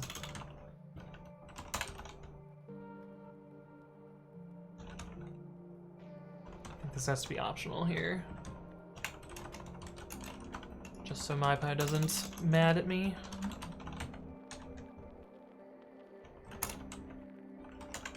Oh, this one's optional stir. Because we do actually have a place where we return a none here.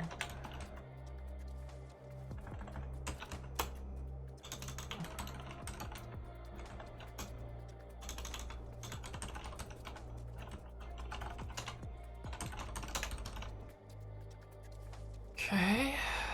Oh, we forgot to add the argument here. I like Angular separation of concerns way better than Flask blueprints. I see. But it's like making a sandcastle out of kitty litter in other cases. Oh, that's pretty good.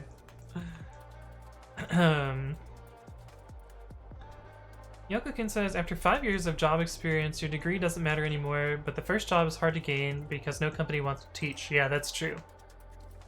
Checky says, just stick to manual refactor if possible, it saves you from a lot of bugs. I don't know, I feel like manual refactor can be a problem as well.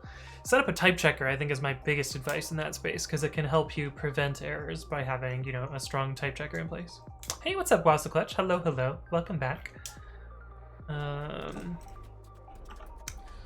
Okay, we've gotten to init.py. We've got 14 more of these files to go. Some of them are easier than others, though.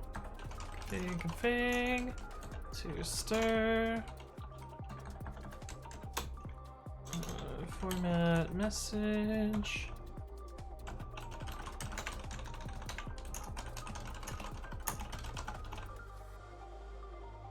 That was easy. This one's easy.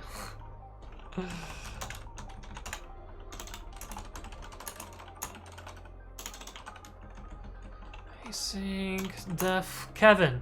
Kevin's commands.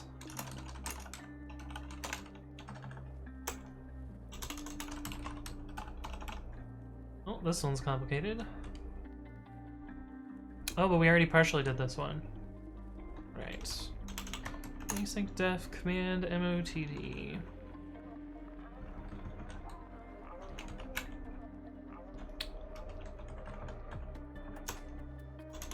Turn format message match.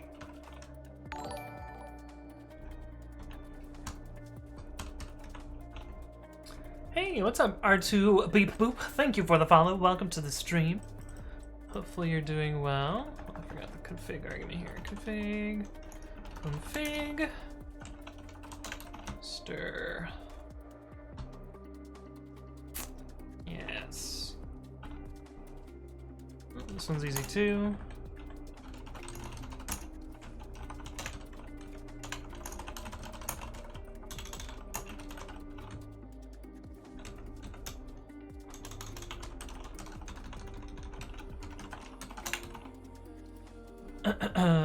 Wasselgush says, I got on my first good outdoor bike ride since my injury. Was a bit smoky outside though. Nice! Are you in Pacific Northwest, if I had to guess?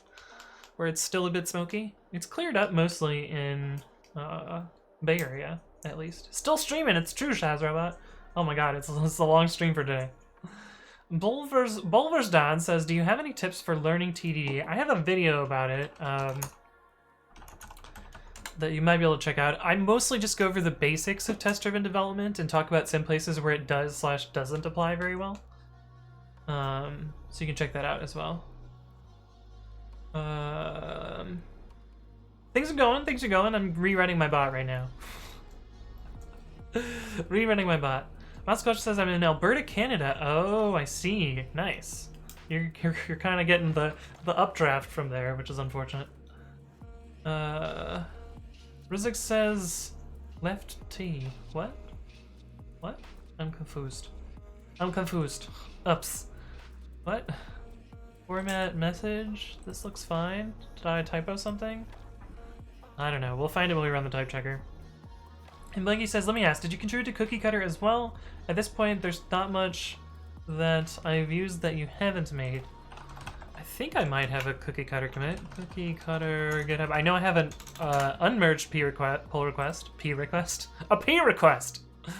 I know I have an unmerged pull request on Cookie Cutter that they ended up committing anyway after the fact. Oh, we have 2 unmerged. Oh, two merged. Yes, I have contributed to Cookie Cutter. This was the one that I thought was unmerged. I guess they did eventually merge it. But yes, I have contributed a tiny amount to Cookie Cutter. Nothing significant though. Hey, what's up, Dantas3909? Thank you for the follow. Welcome, welcome.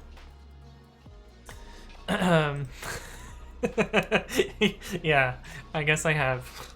You got me.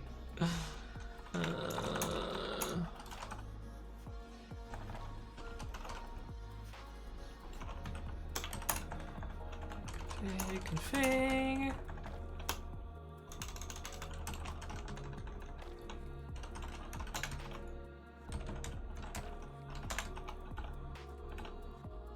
What was that one that it just opened up that didn't exist?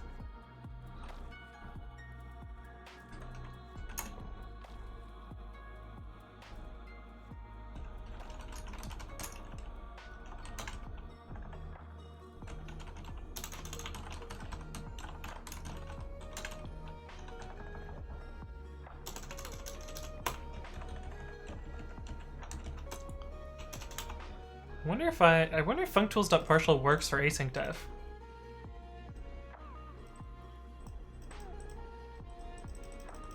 I don't really think about that. Well, I'll find out. This one was pretty easy.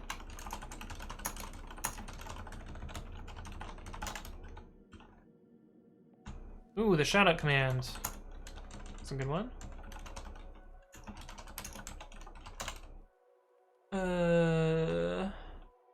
Optional stir.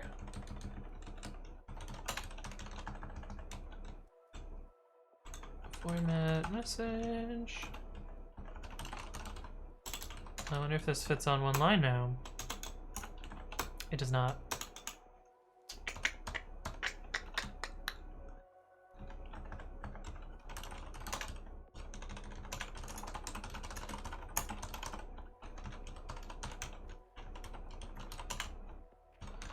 This refactor is actually not that bad. I'm glad I did it now and not when I have way more commands than I already have.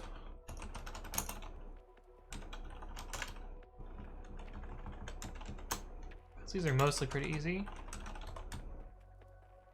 Config, import, config. Of course, there's going to be a million typos, but the type checker should hopefully tell me them when we get there.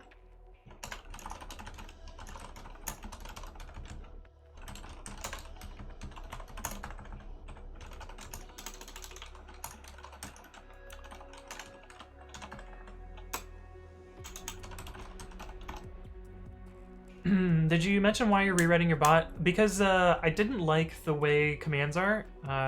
It was kind of like, it was weirdly non-async calling an async object return value thing, and there was just like no reason to not just make the actual functions async themselves. So I'm making the functions async and cutting out the middleman thing because he got distracted. That's the actual reason. Oh, I left an old import. Yeah, the linters will get my imports for me. Arcade is actually kind of right. I did like a little bit of an ADHD and I was like, well, fuck it, let's rewrite this. But here's like an example. So this today command returns this object, and then this object has this async def double undercall, and this is way more complicated than it needs to be. So what I'm essentially doing is cutting out that bit there, deleting this class, and then return format message match this, which is just way simpler than the wacky thing that I had before. Like this is way simpler than this weird AIO shenanigans here.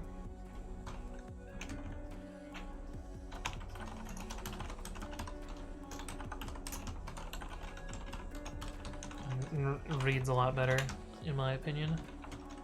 But we mostly get rid of oops, a lot of the boilerplate there.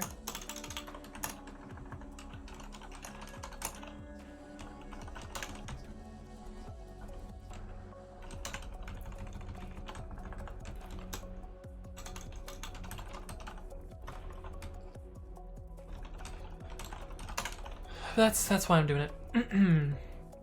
Chestar says, fuck it, we're doing it live, you would love Factorio. This factory is not efficient enough. Must rebuild the entire thing, kind of.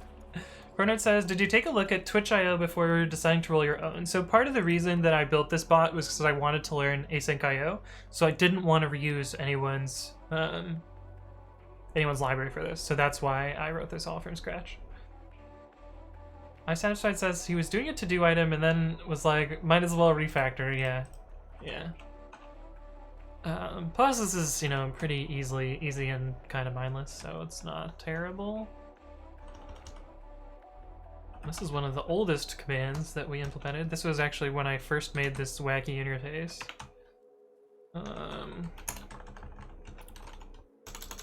Config to stir. We can delete this guy.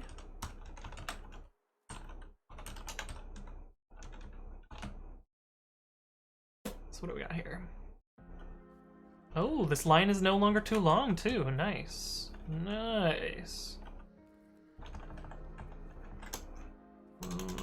Return format message match.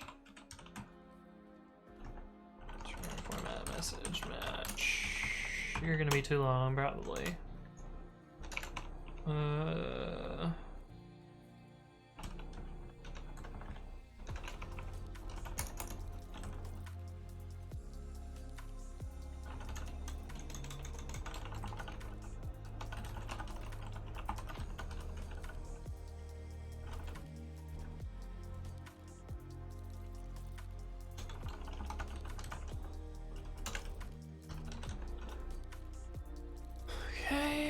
Looks good.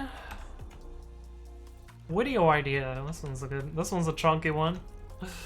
Async def config to stir.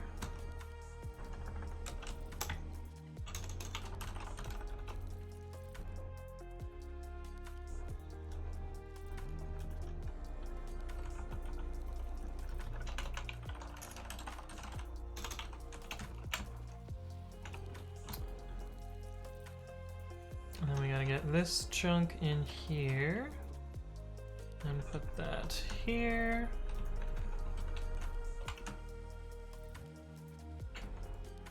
And then I think that's fine. Self.video idea. This should be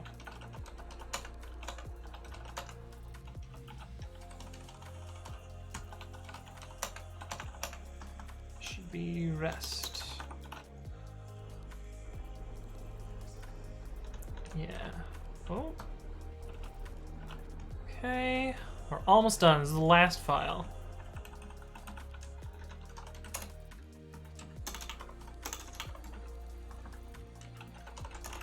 I say almost done, but then we gotta go through and type check all these because I'm sure I made several typos in these.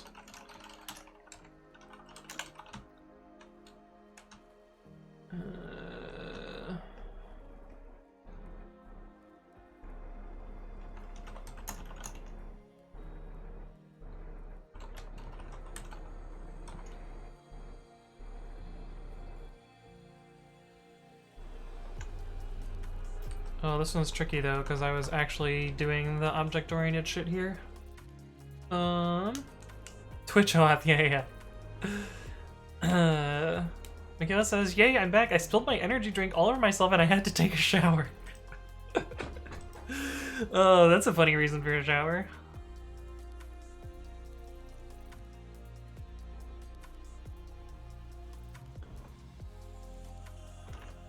Let's see, async def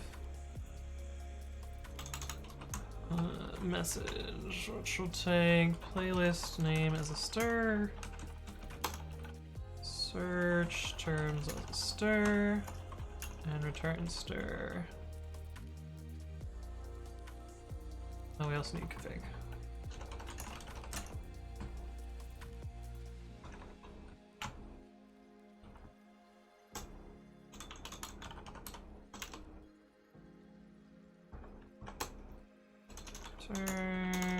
Return, and turn, and return.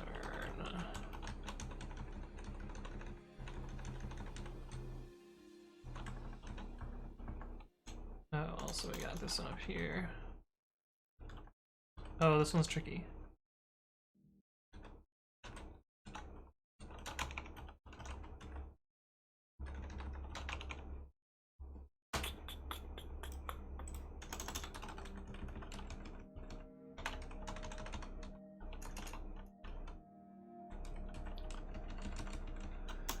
Too clever with my logic here. Else return message. This is a little bit more readable now. Okay. Oh, I wonder if this fits on one line now. I really need macro for this. Oh, it does by one character. Look at that.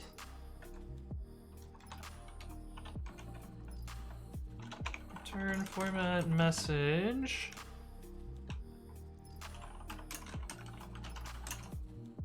Playlist name explains and rests.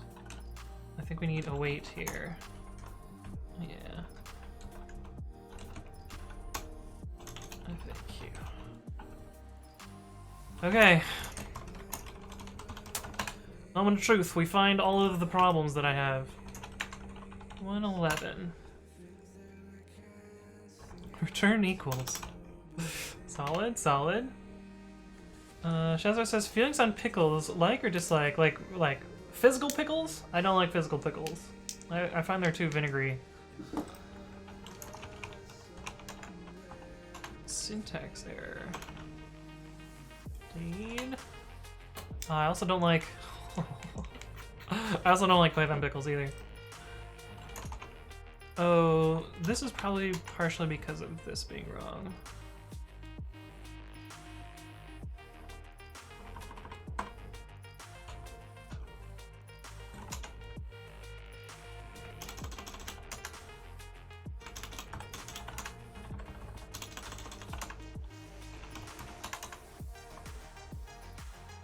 Should reduce from 64 errors down to something.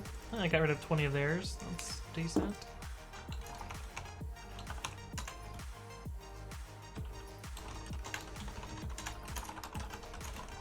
So a lot of these are just going to be missing imports now.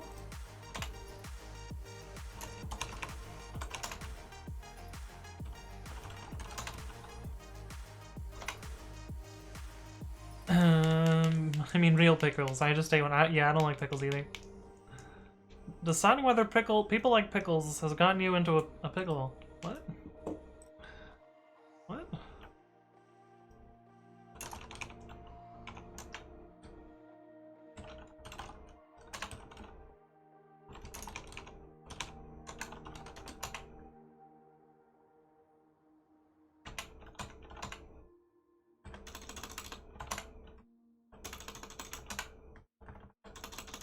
Oh, that line got even shorter. This is wrong. Should have been return. Okay.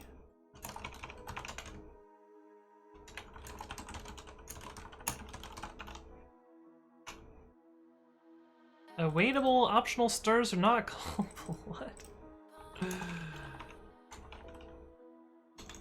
165. Uh-oh, we forgot to do this one.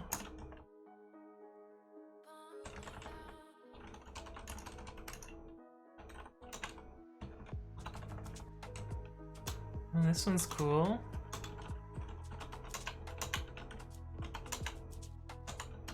We can get rid of this. We should also be able to get rid of this, but there's imports for these other ones, so...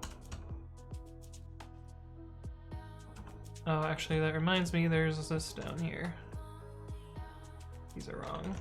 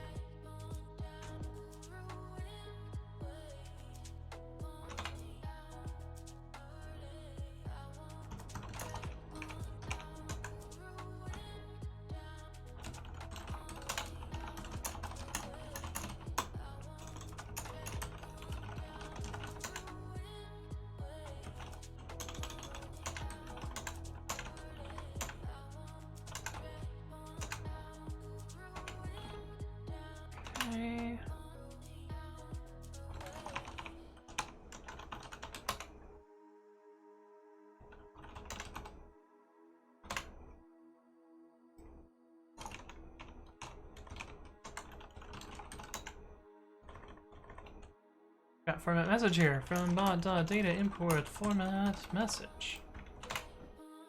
Jazzaret says, bro, what? because I'm doing all this shit and just like, you know, robotoing each of these. Yeah, this is a little wild. You're not wrong there. Chat rank. Oh, we forgot the config argument here. Okay, we're down to just bot main, which is good. Which is good.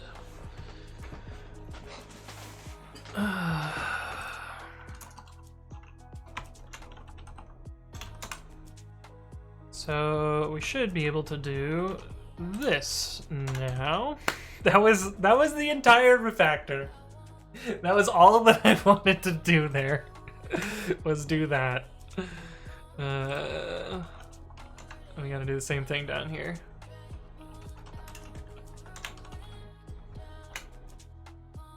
But in theory, the type checker is happy. So in theory, if I restart the bot, we should get things working.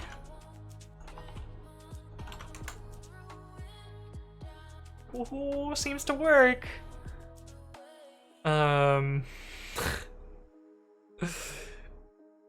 You know, it's crazy when you do a patch that's, you know, 600 lines at once, and the first time you run it, it works. Night Strike says, reminds me another pair that is mismatching. What? 404 terminal screens do not match. They are the same size now. It's just I didn't have an extra tab open. Ryaku says, what the fuck am I watching? Hey, what's up, Mount Senkov? Hello, hello. Welcome back. Good to see you. No type razor today? I mean, no one has redeemed it. Michaela says it's 10,000 points and I have 93,000 must save. Yeah, you gotta get to that 100,000 points there. Hey, Mount Senkov, thank you for subscribing with Twitch Prime. Appreciate that. You're redeeming it? Okay, I'm ready to get fucking destroyed by Michaela.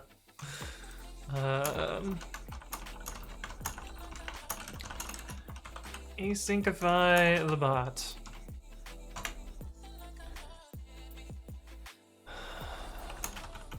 Alright.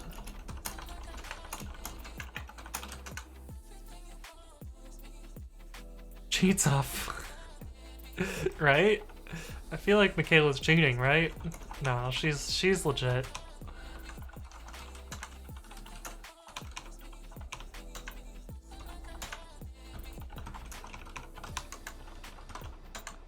We had a bunch of optionals in here for some reason.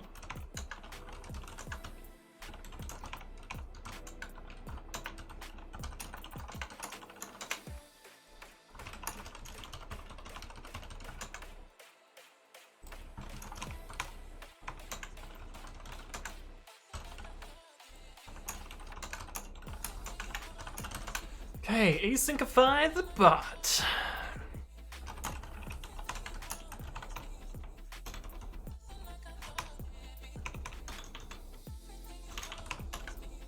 Oh no! All right. These don't exist on master.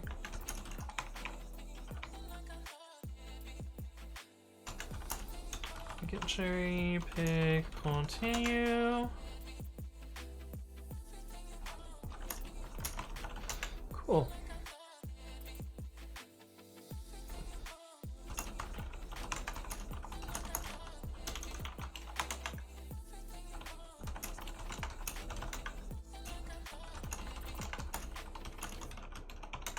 I'm actually going to squash this into this other commit. Oops, I should have done F instead. Cool. Cool. But let me restart the bot again. Things are still working.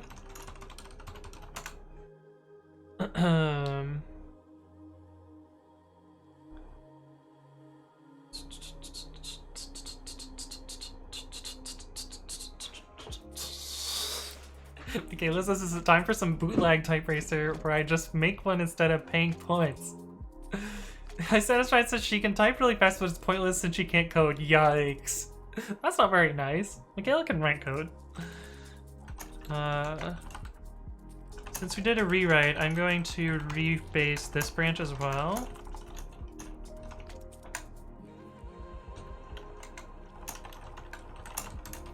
And my patch should be failing right now. Wow, this file just said random white space at the end? That's... and misordered imports? What?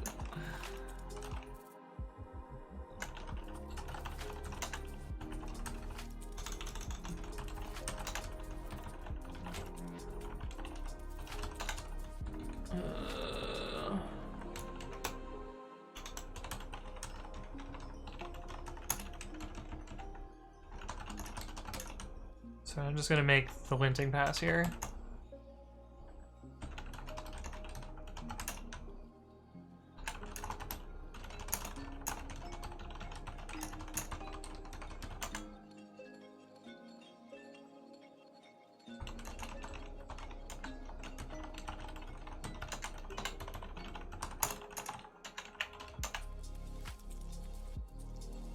Cool. That branch should be all up to date. Cool. Well, that was fun.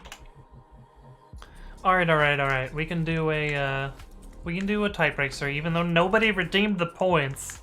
Nobody redeemed the points. But we can do a type racer. You all seem to want to do one, so I'll give you this one for free, okay? We'll give you a freebie this time. You guys can all join and type along with me. And make sure you click join race, otherwise it doesn't let you join. And we'll race the typing. We'll race the typing and watch Michaela kick my ass as usual.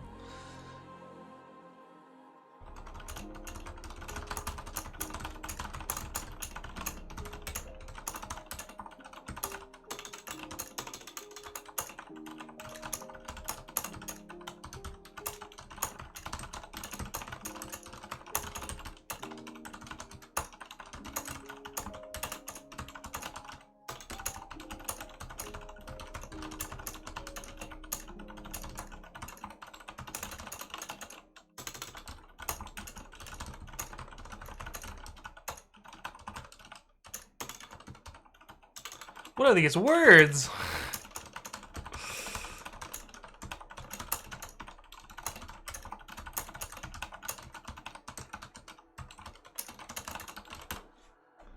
111 is actually pretty good for me. Michaela only got 132 this time.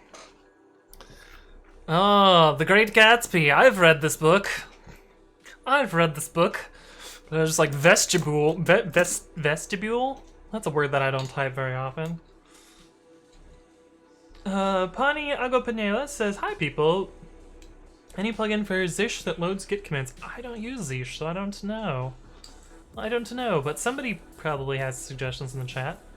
Okay, this is, I got 147 that time, but I couldn't share the thingy because I started just a few seconds after I clicked join race. Oh, I see. You should make an account. That way you can start from the beginning. But that was pretty good. That was terrible, says iSatisfied. Yeah, 111 is not bad for me. I really fucked up a few of these chunks in here. Like the vestibule is unutterably, that one really threw me off. But I think Miss Michaela had some cheats on in that one because the word Wisconsin was in there, so that was just like super easy mode. But anyway, I think I'm done for today. We're gonna wrap up the stream. Let me do my spiel, and then we'll send you guys off to another channel. But my name is Anthony, and I upload my previous streams to YouTube. That's youtube.com/AnthonyWritesCode. I also upload educational videos, so you can check those out here. Those are the purple ones. I uploaded this one today, which people really wanted. This one's about the debugger, so if you wanted to know more about the debugger, that video is up today. I stream Monday, Wednesday, Friday, and Saturday, but next week we're doing a special stream on Thursday, which is going to be sponsored by Microsoft, where we're going to be working on porting some part of pre-commit to Azure. Hey, Hey, thank you for the 301 bits, Jimmy Grok. Appreciate that. But yeah, I announce my streams in 2 places. One of them is on Twitter, and that's twitter.com/codewithanthony. And the other is in the Discord, which you guys are free to join. And thank you, Michaela, for linking those in the chat. But yeah, this has been a fun stream. I got a lot done today. And let's go find someone to raid.